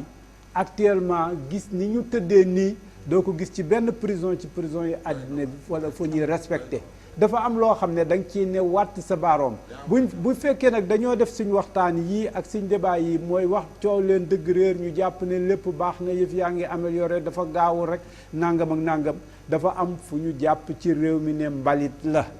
prison bokk ci dégg nga yeneen nu mu tëddee banlieue bi bokk ci yeneen i place ak yeneen i place bokk ci ñu ngi ñëw léegi ci inondation yi yooyu bokk ci daf ci am ay place yoo xam ne dañoo jàpp ne mbalit la féeg nag réew mi jógewul ci loolu xam ne yenn doomi réew ñoo fi nekk su réew mi méttee na ko ñëpp yëgandoor bu réew mi neexee na ko ñëpp yëgandoor condition yi nga xam ne en tout cas condition yi mën a supporter la ku nekk ca ku am nag lu ëpp loolu wala ku mun nga xam ne yow yaa ko am mun ko je pense que c'est autour de ça qu'il faut. mais El Hadj Lamine sànq dama la dégg nga ne du loo xamante ne da nga koy imputer benn état mais dama yaakaar ne tey état continuité la suñu gisee ni nga xamante ne moom mooy doxalin gi am ci prison bi comme ni ko Ludovic waxee sànq on a un ministre de la justice boo xamante ne tey warul woon faillir ci côté boobu ndax c'est un droit de l'hommiste koo xamante ne yàgg na sa robbam di dugg ci biir prison bi xam nekkin bi xam lépp tey lu tax mu mun a lajj ci côté boobu. wartoon a am waaye comme ni ma la koy xoon wartoon a am itam sous Senghor puisque ñi daan amee justice daan amee foofa ay nit lañ yoo xam ne seeni combat même bu fekkee feeñu ñoon ci droit de l'homme itam feeñoon na ci les conditions ak nangam bañ leen koy dénk soo liiree seen i écrit wala nga waxtaan ak ñoom wala nga dégloo leen c'est des intellectuels li ñu wax léegi ñooñu ñëpp li njëkk a jàng ci droit mooy droit et devoir ñoom ñëpp li ñu jàpp ne moom moo tax a jóg sanction duul ñëw rey la duul ñëw def la leneen mooy ñu récupérer la nga ñëwaat def ci benn kii donc soo déggee ma ko wax c'est parce que duul il faut que réew mi yëpp il faut que mu am clic man maa ngi doon séentu bis lu rëy catastrophe bu mag a mag a mag juddoo Rëbës bu gën a rëy bi nga xam ne moom moo fay kii te buñ ko alerté wul puisque la fa mën a jógee ci ay feebar lu doy waar la fa mën a jógee ci lu toj dëkk bi foofa lañ koy préparé puisque nit ñaa ngay waxtaan te bu ñuy waxtaan dañ daan toog man mujj gi damaa demoon ba xam sàcc bu nekk naka looy sàccee suñ lay jàpp itam policier bu nekk dama daan dem ba xam ne nooy enquêté puisque buñ gisee ne kii dafa toj buntu wala dafa yéeg miir wala dafa def nangam xam nañ façon bi yooyu yëpp ñoom ñëpp fiché nañ leen ba xam bañ sàcc mooy sàccee façon bi ñoom ñëpp dañ daan toog di waxtaan ci seen biir ak nan la ñuy améliorer ak fan lañ mën a dugg bis nag danañ dem ba mu yàgg yëf yi jógee foofu comme ni nga ko waxee ñu bëri wax ko fi sànq daanu ci biir dëkk bi te bu boobaa lu métti lay doon ndax ni nga waxee ne état continuité la réew mi itam ay continuité lañ am na ay génération yu fa jaaroon am na fa ñu fa jot a génn ñoo xam ne seen xol ba léegi góom ba ca nekkoon ma ngi ca nekk am na ñoo xam ne yooyu yëpp nag maa ngi nii tey di la nett loo xam ne am na plus de 30 ans ba bisab tey bi fu ñu ma waxee kaso dégg nga la ma ci njëkk a xalaat mooy rek place bu ñuy toroxalee doomu aadamaa nga fa looloo tax ma pare faa dem parce que gannaaw réew mi am na ñu ñu war a toroxal ak ñu ñu war a defar mais bokkal ci ñi pare dem fa ñuy toroxalee doomu aadama su ko defee bu ñuy amanteeg seen borom ñu amanteeg moom waaye boo nee kon de man dootuma jege kaso am na fi kilifa yoo xam ne ñu bëri mënoon na la leen suteel boo waxee prison rek ñu tafli fële ñu peu daal di tafli fële parce que ñoom foofu mbalit lañ ko jàpp feeg demoon nag ba ne foofu man pare naa faa dem kon su ma fa demee ndax condition boobu laa fa war a fekk bu boobaa yow mii ci ñi encouragé loolu donc mun nañ cee wax je pense que duñ ko jeexal dagg waaye man daal li ma bëgg a wax mooy entre li ñuy bind entre li ñuy annoncé ci kaw entre li ñuy wax nekkul ca kaso bu Rebeuss surtout kaso bu Rebeuss bi nga xam ne moom dama koo xam wax nga léegi pour ñu jàngal leen menuiserie yi loolu naka jekk am na boo demee tey ci camp pénal nga xam ne ay condamné nga fa dañ leen di jàngal ay métier waaye loolu mënoo koo def ci kaso bu Rebeuss foofu la fa nekk mooy ay détention préventive moo fa nekk mënoo leen a jàngal dara ndax jëlagoo leen pour ñu nekk ay détenus dañuy xaar seen dossier dañuy xaar ay convocation dañuy xaar bu seet ñi ngi laaj dañuy soxla di gis fële nag am na fa dégg nga ñun daan nañ sax temps boobu dem nañ bay dem ay rencontre ay football ay yeneen diggante kaso ñii dem di daje daan nañu dem bay encourager yenn yoo xam ne dañ yu bëree bëri ñun jéem nañ ko faa dugal mais dañoo ñëw nag dugg ci seen biir dund fa man dama ñëw dugg ci seen biir dund fa donc loolu mun na faa am lii nga may wax nag yëpp mun naa am ay ustaas ay nangam ay juma ay leneen ak leneen yëpp mun nañ ko def sur papier mais tey suñu demee ba ñu changé waat tere julli juma bi nga xamante ne benn acquis la woon pour sauvegarder la dignité te loolu humaine. prisonniers yi rek ko fa defoon loolu ci suñu ron la fa commencé woon ñun séddaleem kaamil lañ commencé mujj gi ñu ne leen mbooloo sàngam su dajee ci place juma mun nañ faa julli juma du tabax ba yooyu yëpp ñun ñoo ko théorisé woon ca jamono bu yàgg man yu ci bëree bëri mun naa laa wax ne la soo demee samay trace nga fa dégg nga yooyu yëpp dañ ko faa kii woon 4e secteur nga xam ne dafa yaatu foofu la terrain bi nekk fa la ñuy footballé fa la ñu defee yëpp bu àjjuma jotaan dañ koy occupé séddale dogi kaamil yi ñu commencé jàng suñu paree daal di ñaan boo fay jógee dafay mel ni yow yaa nga màkk xol yëpp da ngay daal di gisaat ñu fees ñëpp ñii di jooy ñii di kii ñii di jël seen kurus ñii di jël seen nangam da nga daan gis ñu bëri kuy ñëw da ngeen di yónne waale ma kurus yónne waale ma nangam ak nangam donc duul lu bees tey suñ demee ba mu yàgg nag mu dog wala mu ñàkk a dog xam nañ la pourquoi. Pape pour clore sujet bi nga xamante ne moo jëm ci wàllub li xew Rebeuss tey jii lan nga yaakaar ne ndax dina saafarawu léegi. wala mu nekk benn kii boo xamante ne en ébullition la nekk fi mu nekk nii nag. waaw parce que am na solution yu ñu mën a appliquer court terme ak tam yoo xamante ne mën ko appliquer long terme puisque comme ni ñu ko constaté réalité ba fa nekkoon ci année 70 ak 80 ba léegi moo fa nekk drogue bi tamit ba léegi mi ngi continuer di circuler tout récemment Walf Quotidien def na un dossier sur la drogue qui circule dans les prisons. Oui. kenn weddiwu ko. parce que ay preuves yu leer nañ lañ gënee textile ba léegi ma ngi fay am. oui d'accord maintenant léegi solution boo ñëwee. Sénégal 37 prisons yi. 20 yi kese ñoo fees dépassé seen capacité d'accueil am na ci 17 yoo xam ne feesagul. waaw mais pourquoi pas ñu wàññi Rebeuss yóbbu ci prison yi. loolu benn solution la. ñaareelu solution bi maanaam yu ñàkk fayda yi ñuy yónnee prison parce que spécialiste droit pénal yëpp bokk nañ nee nañ le Sénégal a un système trop répressif. maanaam fii nit ñi arrêté di yóbbu nit ñi prison dafa yomb trop démb rek yaa ngi dégg benn avocat bu doon wax les mandats de dépôt systématique lu jar di yóbbu prison ñu yóbbu la prison lu jar yóbbu prison benn politicien mooy taxaw fële joxe ay ordre ñu jàppale yóbbu la alors que dossier bi day vide du am dara. donc yooyu tamit loolu tamit bokk na ci li nga xamante ne wax dëgg yàlla ñi yàlla may pouvoir ñu yóbbu nit kaso war nañ ci bàyyi xel mbir yu ñàkk fayda yi nga xamante ni dañ ci yóbbu nit prison man damay gis par exemple ay PV yoo xamante ni police dañ koy indi wala gendarmerie procureur xotti ko teg fële parce que ay mbir la yoo xamante ni jarul yóbbu nit ki prison beneen mbir bu ñuy yóbbu nit prison te procureur yi koy def ñu ngi may dégg maag yow dañuy jote mbirum xaalis nga porté ma plainte ñu arrêté ma defeere ma yóbbu ma tribunal ñu ñëw foofu samay mbokk dajale wala ku ma bokkal wala man sama bopp ma dajale xaalis bi yëpp fay la sa xaalis ba mu mat sëkk mais man lan lay defati prison cas yooyu nag ñoo feesal prison yi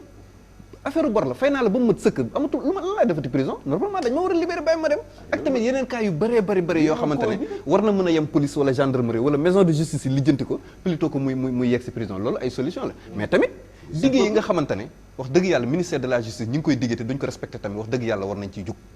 chambre criminelle yi nga xam ne bañ ko fi indi dañ ne woon day am de manière permanente ngallaawaay nañ ko respecté moo gën retard yi am Thiès am na retard de 17 mois avant dernière session bi di fi am Dakar fii retard bi yéegi na dayo par exemple ñu programme lépp désigner magistrat yi war a présider tànn avocat yi ñu ñëw ñu ne ñu budget amu fi budget boo xamante ne magistrat yi juge état bi leen di fay moo leen di fay salaire ban budget lañ soxlaati avocat yaa ngi fi donc voilà des raisons yoo xamante ne moo fi am di expliquer situation bu métti bi nga xamante ne moom mooy am ci kii maintenant boo ñëwee ci solution à long terme yi nag mooy construction de nouvelles prisons comme ni ñu ko waxee depuis indépendance prison amu fi donc yooyu yëpp ay solution la yoo xam parmi tant d'autres nag muy yi nga xamante ne loi bi daf ko permettre ay semi liberté fractionnement de la peine ak libération conditionnelle grâce ak tam yooyu yëpp te grâce ak libération conditionnelle ñu ko mérité dañu leen ko may dañ leen fii bàyyi dem di jël ay mbir ñoo xamante ne mbokk diw xamante nga ak diw bralon loolu lañ koy lijjantee looloo fi am ak grâce présidentielle yi ñuy jaay tamit wax dëgg yàlla il faut qu'on en parle grâce présidentielle amul benn loi Sénégal buy wax ni détenu pour nga am grâce da ngay génnee 150 000 parce que 1 million parce que loolu kenn mënu ko weddi parce que am na ay régisseurs yu ñu fi condamné pour loolu parce que dañu doon jaay grâce ñu condamné leen xam nañu bu baax dossiers yi may wax donc yooyu itam ay mbir la yoo xamante ni daf fi nekk vraiment tant que réglé wuñ ko wax dëgg yàlla ministère de la justice war nañ ci gën a taxawaat xool bu baax a baax li nga xamante ni revoiraat politique pénale bi waaye tamit réforme yi nga xamante ni war nañ ko indi mandat de dépôt loi bi dafa ne bu dee délit lañ lay toppee 6 mois waru ko dépasser détention préventive bi sauf pour le délit de détournement mais par exemple duñ ko respecté nit ñaa ngi continuer di purger ay peine ba léegi toog di xaar pour wàllum crime yi dañ ne woon léegi mandat durée de détention préventive dañ koy fixé mais ba léegi fixé guñ ko c'est-à-dire que commission bi dafa def liggéey bu am solo mais ba mu yeggee ci politique ya ñu sempi ci lu leen neex jàll ci leneen di ñu bëgg kii ay vol de bétail ak ay mbir yoo xamante ne am na yu gën a am solo yoo xamante ne réglé woon ko ñu bàyyi ko loolu indi problème bi nga xamante ne merci Pape Ndiaye kon bi ñu élagué point boobu ni ma ko waxee ci titre bi gis nañ ko ne front social la ñu wax yemul ci li nga xamante ne moom moo di Rebeuss rek mbënd mi itam dañu waxoon ne jeex na ci Sénégal mais gis nañu ne jamono yu ñu génn soo demee diwaanu Saloum nga dugg fi nga xamante ne moom moo di Touba nga ñëwaat fii ci banlieue bi rek nit ñi ngi patauger Ludovic lan nga jàppee politique bi nga xamante ne ñu ngi on parle de 70 milliards yoo xamante ne wàllu inondation yi xeex ko engloutir na ko mais dafa mel ni kenn mënu koo tegi gët. waaw xam nga politique du question xaalis am na ci importance mais wax dëgg am pas-pas am xam-xam am na ci importance. defoon nañu fay conseil des ministres décentralisé annoncé ay milliards am na mu dara gisuñu dara problème yaa ngi fi ba tey mais inondation mais ñoom attention waxoon nañ ni dañoo am plan wu 10 ans de 10 ans la ñu waxoon de kon bu kenn xaar bu jeex avant 10 ans xëy na mu wàññeeku xëy na lu ñu bëggoon mooy na diir bi jéggi 2e mandat bu kenn ne attention du am mandat parce que inondation jeexul 10 ans mooy après le 2e mandat. mais est-ce que diggante bi am na amélioration bariwul xam nga inondation yi ñi inondation yi amoon ba ñu supprimer Sénat moo dellu si ni jamono boobu la ñuy créé au conseil am na inondation moo tax ñu supprimer Sénat loolu la ñu waxoon de inondation am na vraiment c'est incompatible et cetera ku ñu dindi Sénat léegi inondation dellu si na ñu indi si au conseil ba pare man dafa mel dañu jënd ay journalistes am na ay télé yoo xam ne duñ la musoo wax dëgg lii duñu ko wane dama xamul ndax pouvoir ba leen wax nii ah yéen daal fexe leen ba wane lii wala bu leen woo kii parce que cas day cas et cetera mais mu jox la exemple bi président Abdoulaye Wade dellu si woon fii ay junni nit nekk ci mbedd ba 4 heures du matin am na télévision yu ko mosul woon ba tey jii nii wala fa jëlee ko wane bëgguma télé tudd télé mais am na télé xam ne ba tey jii nii wane wuñ ci dara alors que télévision yow lu peuple bi nekk ngay war a wane même boo jàppee ne sax amuñu droit accueillir Abdoulaye Wade wala àndoo ci d'accord c'est opinion la mais wane la réalité wane l'information c'est la même chose inondation yi métti loolu ci banlieue bi mais dañ ciy wane tuuti rek wala ci wax tuuti amul ampleur boo xam ne amoon na ko tangu Abdoulaye Wade wala tangu keneen mais est-ce que jël nañ ay mesures pour régler problème bi je ne crois pas fooy dëgg xaalis daal ci ay yenn coow yi ay référendum jox nañ saaku ceeb may nañu casquette def nañ telle dépense cité suñu gisee cité Jaxaay cité Tawfekh itam am na ci wàll bi waaw mais loolu c'est infime inondation yamul Dakar ci la Jaxaay pour waa Dakar la Saloum am na inondation Kaffrine ñu ngi ci ndox mi Casamance am na inondation Touba am na inondation mais qu'est-ce qu'ils font pour régler problème boobu c'est que dafa am gouvernement dañu fàtte ni ñoom seeni salaire ñu ñoo leen di fay ñoom ñooy employé c'est nous les employeurs parce que ñun peuple sénégalais ñooy liggéey suñu liggéey fay impôt ñu jot impôt di leen fay kon ñoom ñoo ñu war a servir ba pare nag wax ñu dëgg mais ils ne le font pas dañuy annoncer ay plans annoncer ay mesures ndax nit ñi pour ñaakaar ne ça va régler mais dara réglé ci inondation baa ngi nii ñëpp a ngi koy gis ba tey. mais duñ ci wax lu bari. El Hadj Sidy Lamine fi Ludovic daanele foofu laa lay kiiwee question bi nga xamante ne soulevé na ko lan mooy problème bi tey ci wàllu inondation bi ba mënul saafaraw. problème parce que suñu nee xaalis chaque jour mi ngi dugg ñi la defoon nañu plan Jaxaay ñii indi plan Tawfekh ñii ne dugal nañu 70 milliards ci kii bi mais teguñu koy gët. waaw problème bi mooy d'abord aménagement du territoire soo amee sa réew wala nga am sa kër wala nga am sa benn terrain ne dama ko bëgg a tabax li nga war a njëkk a def mooy jàngat terrain bii mooy bëgg a tabax fan la fi ndox di jaar fan la fi leneen di jaar fan la fi leneen di jaar pour bu mu fi nekkee ma mën a tëdd nelaw plan boobu nag duul tey la tàmbali depuis l'époque coloniale fekk na jàngatoon nañ fan la fi ndox mën a tëdd jàngatoon nañ nawet ne day ñëw ak a dem dafa am ay cycle de sécheresse ak cycle yoo xam ne dafay am taw ndox ñëpp xam nañ jukkoom fam daan jaar fa lay jaar waxtu woo demee ba aménager këram nga ñëw nekk fa waxtu wu ñëwaatee ne la génnal sama kër gi donc c'est une politique boo xam ne dafa war a baser sur d'abord ay documents yoo xam ne dans le passé ñu ngi fi ñu jàngatoon ko xool point par point dans ce pays moo xam ci Dakar la moo xam ci banlieue la moo xam dans les régions moo xam dans les nangam su ko defee ñi xam loolu xam lan mooy aménagement territoire xam lan mooy nangam ñu jox leen ñu joxe ci ay su ko defee ñu sévère ci bañ ne danaa dëkk ci foo xam ne jaarukaay ndox la muy benn ndax lu mooy bu boobaa danaa fi indiwaat ndox ndax ndox itam bu ñëwee day ñëw ak dooleem moom ak safaraa yem moom ak ngelaw yem am na yoo xam ne dañoo ànd ak seen doole duul benn budget moom moo ñëw war a mun leen a gàttandu kon fañ dëkk bàyyi leen fa passage bañ fay jaar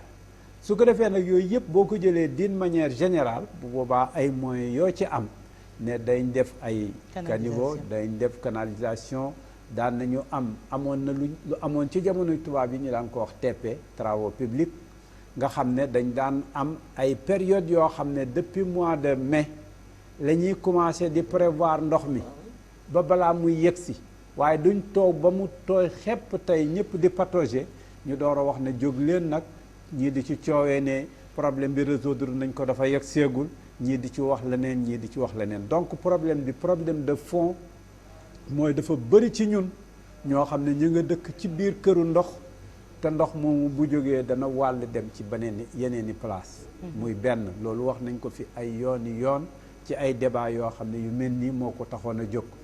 beneen point bi mooy budget yi ñi bañ di foye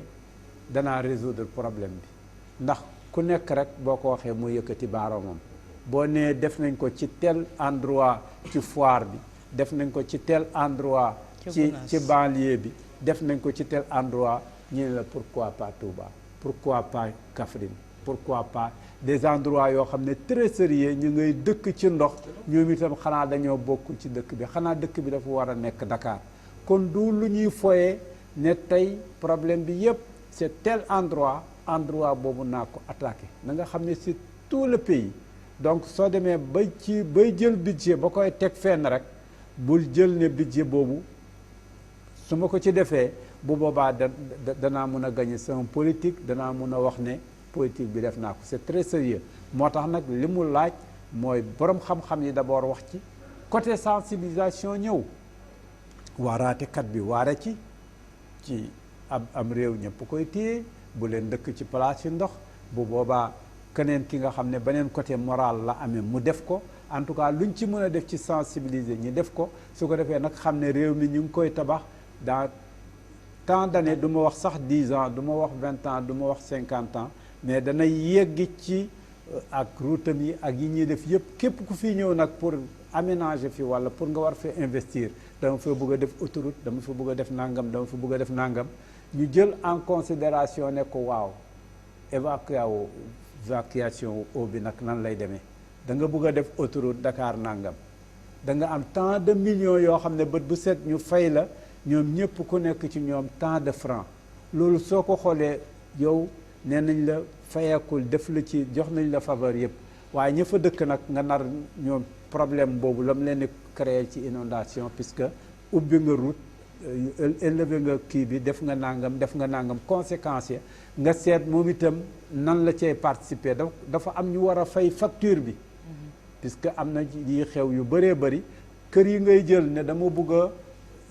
Diamniadio wala dama bëgg tel endroit ma def fa benn aménagement dama fa bëgg ñu xam ne man tam mën naa tabax ndax dañoo ne réew mi ki koy tabax moom moo koy jël kon dama fay tabax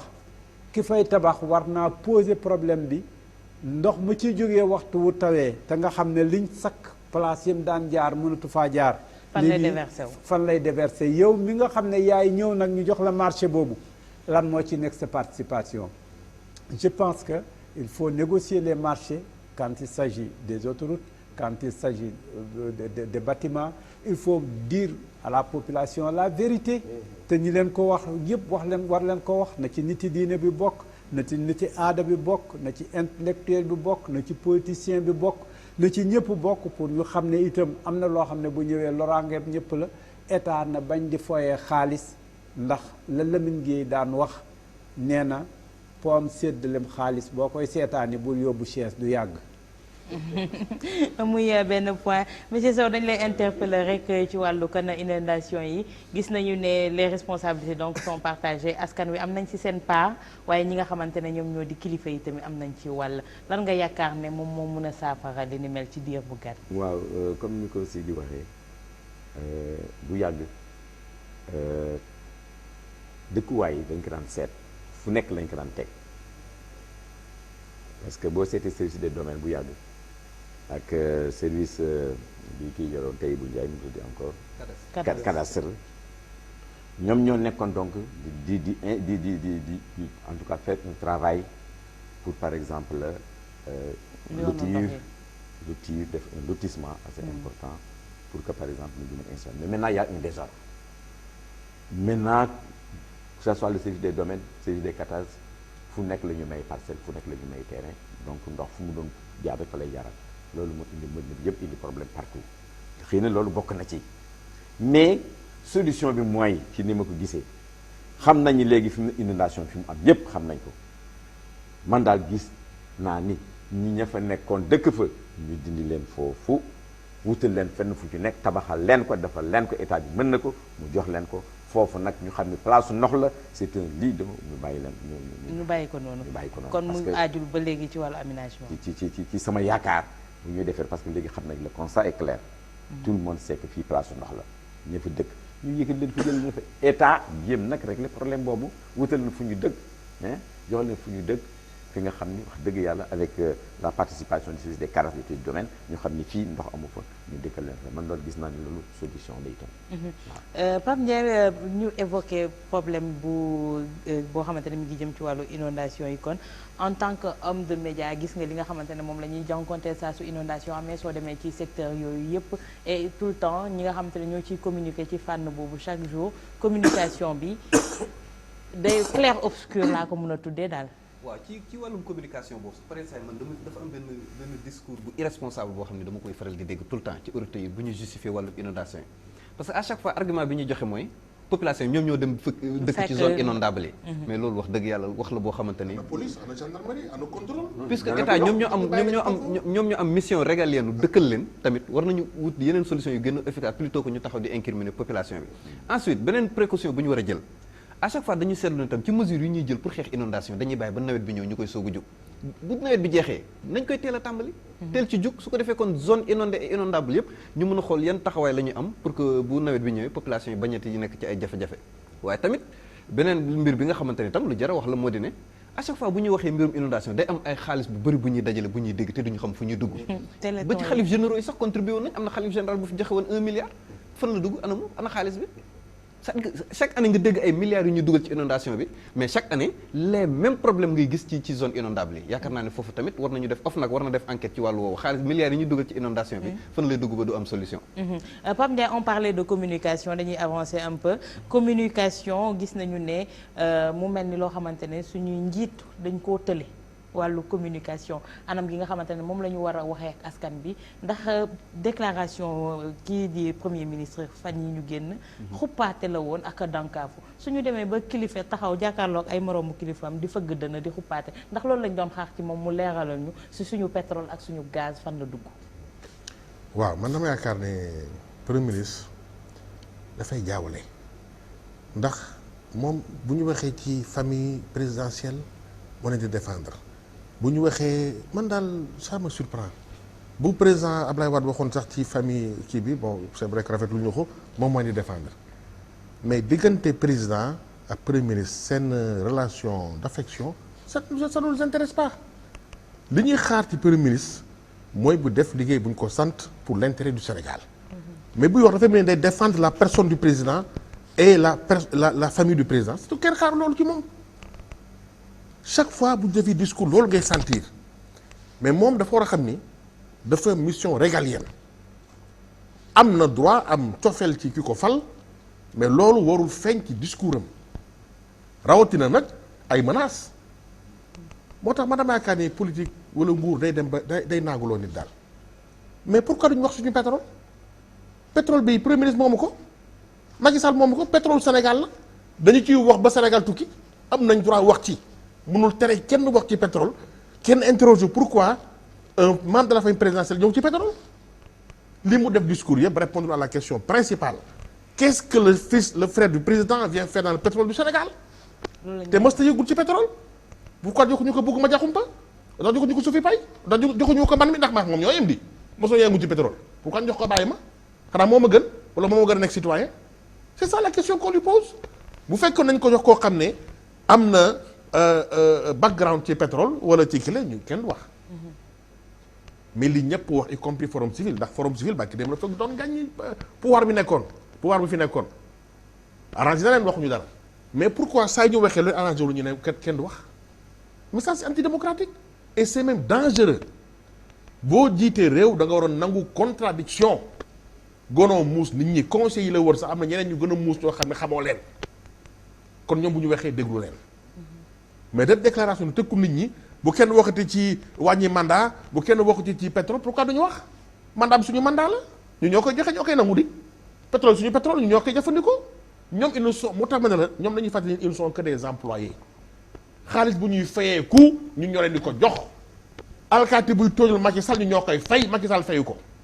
kon am nañ droit wax ci réew mi suñu réew la suñu pétrole la suñu gaz la. El Hadj Sidy Lamine dañuy ñëw rek ci yow koo xamante ne yaa ngi yëngu ci wàllu communication gis nañu ne suñu njiit yi jamono ji daal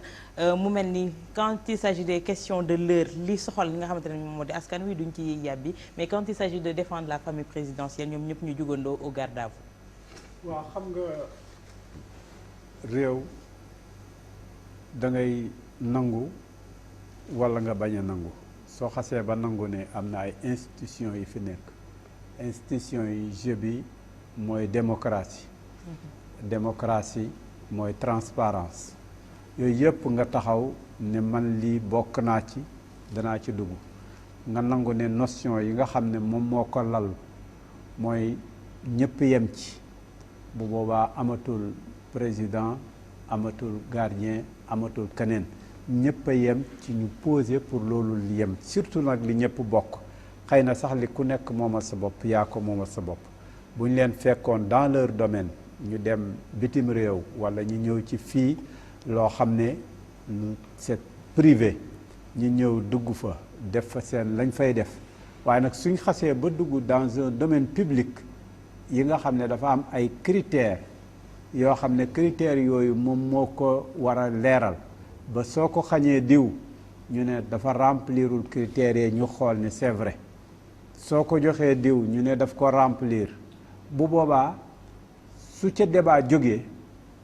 war a taxaw nag ne débat be ni laa koy orienté walla nële premièrement mooy da nga bafouer règle yi nga xam ne ci nga toog ñoo la fal ñoo la fi indi ndax muy premier ministre muy président de la république muy ñoom ñëpp li leen fi indi tey te indiwu fi seen morom mooy benn jeu buñ teg ci kaw démocratie démocratie boobu nag du jeu vote boo xam ne rek bu jotee ñu nax saayee ko nii suñ paree nag def lu ñu neex c'est pas ça donc débat boobu nga wax léegi nga xam ne dafa war a indi ñu poser le problème du pétrole bu fekkee pétrole am na ndax man yii yëpp dama bëggoon sax ñu dem fu gën a sori ndax man pétrole bi comme ni ma ko waxee wax ji dafa yàgg su Abdou Diouf pétrole bi ma nga woon Casamance ma nga woon ak ca frontière ak Guinée-Bissau maa ngi fàttaliku benn jour bi ma président Abdou Diouf di recevoir fekk mi ngi war a recevoir le président Bissau Guinée mu war maa jël en attendant kooku di ñëw mu ne ma jëli nañu le président ninu mu war a jógee aéroport moo taxoon ma ne avant ma gis la ma ne ko xam naa ne cour d'arbitrage international bi nga xam ne moom la ñuy contesté naa nga mën a ma contesté yow loolu foo ko gisee ma ne ko non mais génn na léegi benn dépêche de l'AFP agence France Presse wax na ko nee na ñoom ñi ngi contesté xam naa la loolu moom ci boppam yëgu ko mu ne ma nu may def ba am dépêche bi ci saa si ñu téléphoné Tidiane Kassé mi ngi may dégg El Hadj Tidiane Kassé mi ngi jógee fan yi Màkka El Hadj ñu téléphoné ko pour na ma ko daggal après Bruno Diatta yebal motard mu dem ñëw indil ko nga xam ne le minimum d'information amu ko te ñu ngay wax pétrole bi donc mu dund ko ba ñëpp ne woon saye ñu noon ne mujj gi ñu ne non pétrole ba dafa xaw a oyof ndax moom pour ñu exploitation ba dafa jafe dafa nekk mujj gi ñu ne Venezuela am na bu mel noonu xëy na ñu nekk ni di ñu ci léeb di ñu ci lupp ba léegi gisatuma sax mu nekk centre d'intérêt wax nañu fi ay gaz ay yoon ba fu mel ni lam-lam fii ci Thiès ñu ne def nañ fa sondage pendant des jours ba gis ne effectivement am na ba war nañ ko mën a exploiter suñ toogaatee ba mu yàgg ñu bàyyi ko et j'en passe léegi nag depuis Macky ñëw gannaaw moom itam doon na liggéey ci pétrole loolu la jàng ñu ne non moom moo ko xam puisque gisoon na ne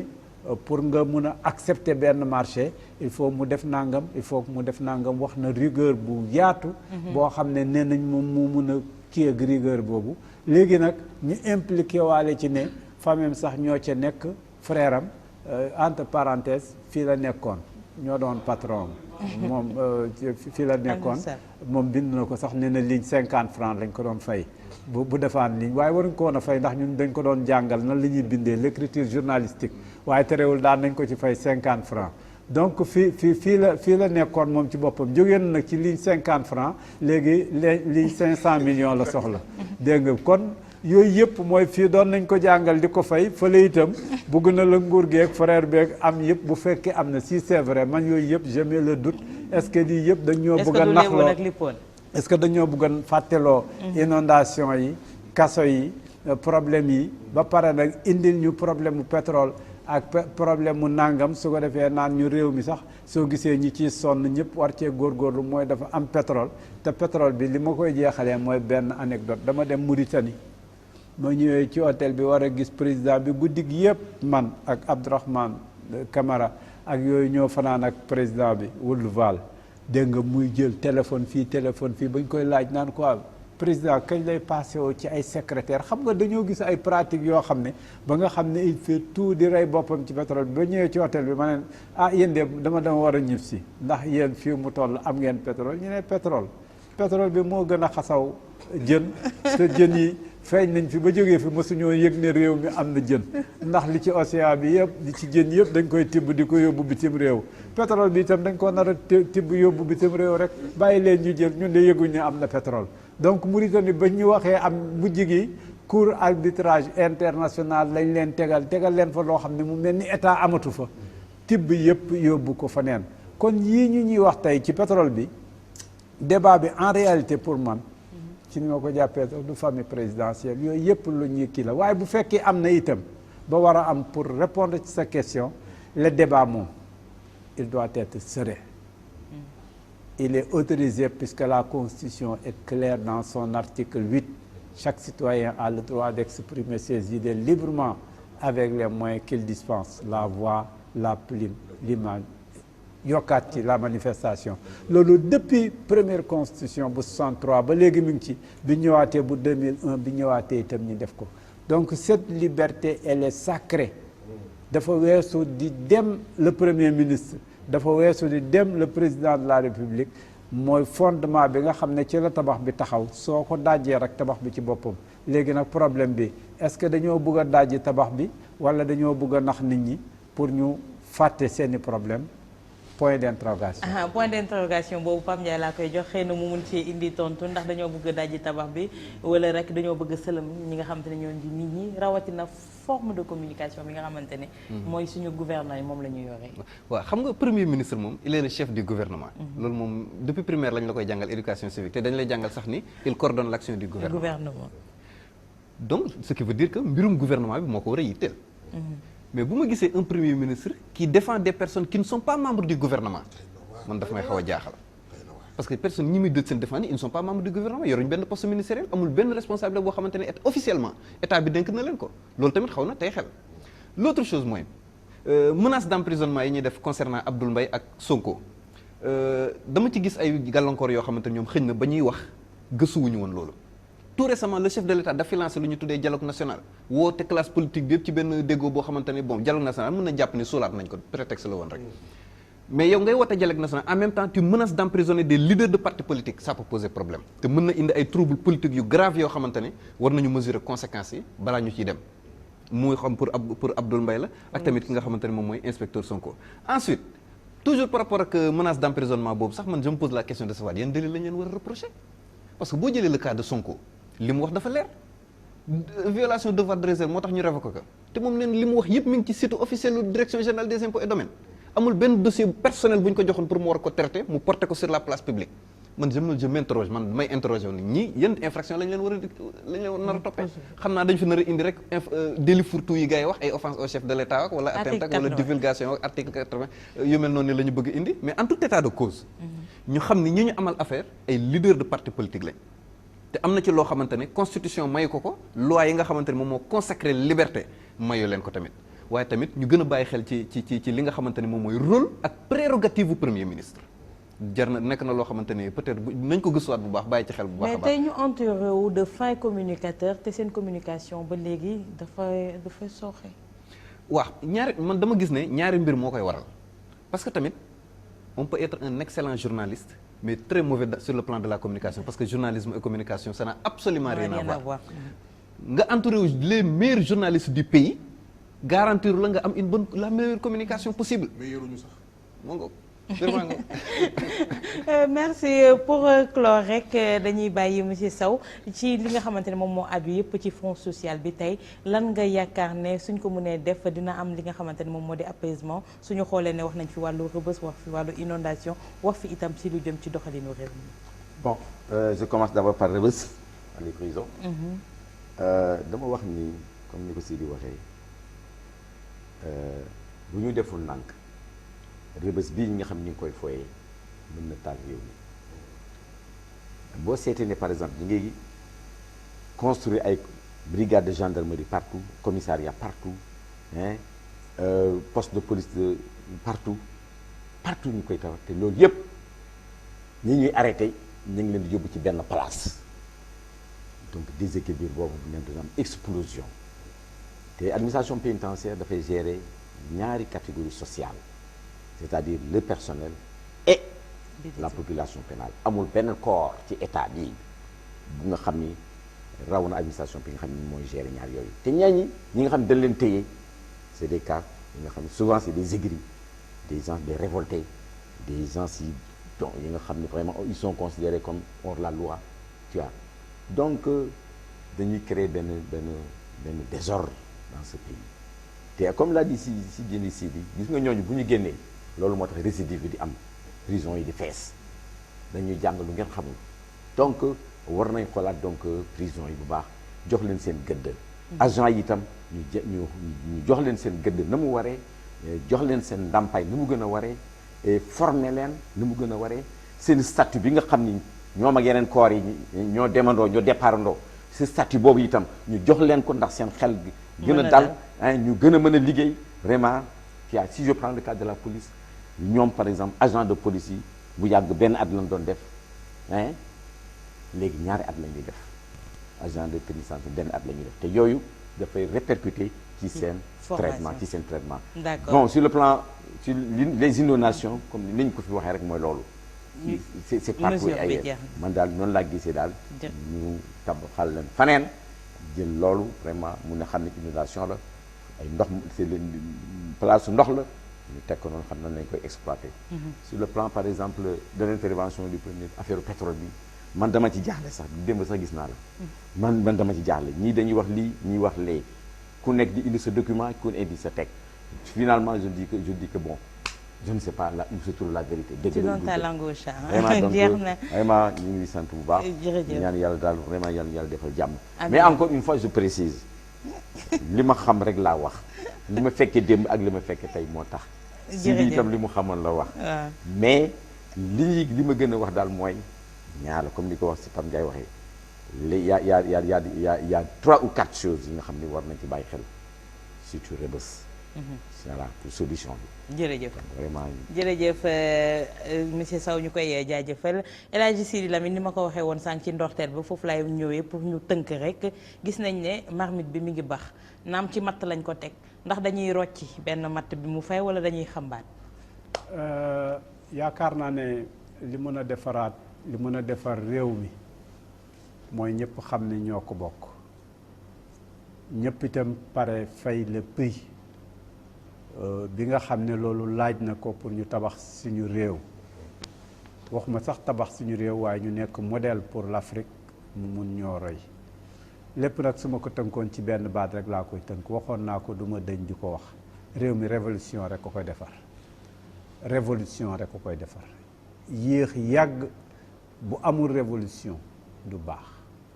ndax réew mi ay góomam bëri na bëri boo xam ne bitim réewoo mooy lekk li fi baax ñi fi nekk di gën a ñàkk yooyu nag kuñ toog ci sa gannaaw te sa gannaaw neex ca ka ca toog boo fuddul du ca jóg kon révolution koy defar jërëjëf El Hadji Sidi Lamine fi mu daanelee Ludovic Rosner yow tamit nga ñëwaat ci ponk boobu bu fekkee ne le front social est en ébullition te gis nañu ne dérive yu ëpp ak réew yu bëri ak nguur yu bëri su daanoo li ni mel moom moo ko daaneel tey lan nga yaakaar ne mooy saafara bi pour ñu dépasser fi nga xam te ne mooy level bi. dëgg rek c'est-à-dire que même bu naree metti même bu naree am fitna nañuy wax dëgg mooy révolution bi wax rek mais bu ñu di ndax nit ñi. déet sax mu xam nga Sénégal presque amatul opposition waa PDS ñu ngi tal seen i ñekk kaso léegi sax tane na ñeneen ñi ils ne réagissent pas. ah non wattu Sénégal taxaw attention xam nga ni Abdoulaye meloon tàng opposition nguur du nelaw de Abdou ñu daanoon nelaw de mais loolu presque amatul léegi xëy na léegi ça reprend un peu avec un Sonko qui ose dire la vérité nga dàq ko bu mu waxat li ma wax loolu moo manqué Sénégal li ci bëri mooy ni négocier naka laa duggee ci gouvernement bi naka laay fexe ba du ñu ma tëj extra loolu c'est bu opposition.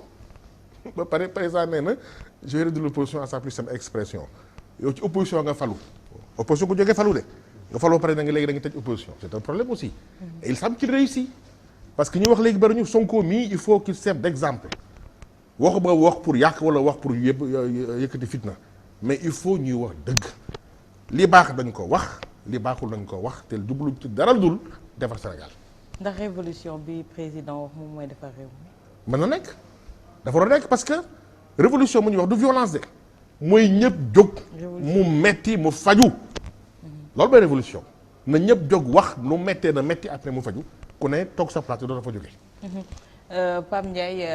en tant que journaliste dama naan journaliste yi ñoom dañuy am benn droit de regard am benn retrait bu ñuy jël par rapport au fait si la ñuy gën a mën a jàngat li ni mel tey situation yëpp foo doon laal ci réew mi tey yan nga yaakaar mooy les points faibles ak fi nga xamante ne tey mooy les points forts si la ñu mën a appesantiru pour defar li nga xamante ne moo di réew mi. waaw li ci jiitu mooy comme li ñu fàttali ci jotaay bi rek maanaam ñuy wax dëgg ñi nga xamante ne ñoom ñooy askan wi quelle que soit la situation nañu wax li nga xam ne moom mooy dëgg parce que tôt ou tard bu ñu waxee leneen tam day feeñ mais tamit leneen li mooy mbirum administration bi ñuy jaxaseeg mbirum politique bi il est temps que ça cesse benn exemple laa ciy joxe day am ay nomination yoo xam ne day am dans le secteur de la justice fonction publique dañ leen di indil ñoo xamante ne nit ñoo xam ne mënuñ jàng mënuñ lire xamuñ dara ci secteur bi ñu indi leen fa ñu bloqué yàq secteur de la justice loolu bokk na ci li ko yàq tey te ñu fay indi yëpp ci ay mbirum politique la yoo xamante ne dañ ko fay dugal donc mbirum politique bi ñuy jaawale jaxasee mbirum administration tey dem na ba yàq fonctionnement li nga xamante ne moom mooy état te loolu vraiment il est temps que ñu jug ci buñ ci doon lim exemple yi nag duñ fi jógee doon parce que bëri nañ trop jërëjëf Pape Ndiaye mu yaakaar ne nag askan wi li nga xamante ne lëntale woon nañ ko ci li nga xamante ne moo di doxalinu réew mi rawatina yi nga xamante ne moom moo ci xew wax naa ne Walfadjri leeru jamono lépp lu aju ci wàllu actualité dañ koy pencoo fii woo ci ay kàngam ngir ñu gindi ci ñi nga xamante ne ñoom ñoo di askan wi ndax ñoom ñoo ñu fi tax a toog mu doon seen émission Diine ak Jamono ñuy jaajëfal bu baax Oustaz Assane Diouf mi fare woon na ci wàllu réalisation bi di jaajëfal équipe technique bi nga xamante ne moom la ñu àndaloon mu di ñoom Alioune Badara Ndiaye ak ñi nga xamante ne ñoo di ñoom Cheikh Tidiane ak ñëpp ñoo xamante ne rek jàpp nañ ci di jaajëfal Abi Ndour mi jàpp ci côté esthétique bi ñu leen di jaajëfal yéen ñi safoo leeru jamono dig daje beneen alxames bu soobee suñu borom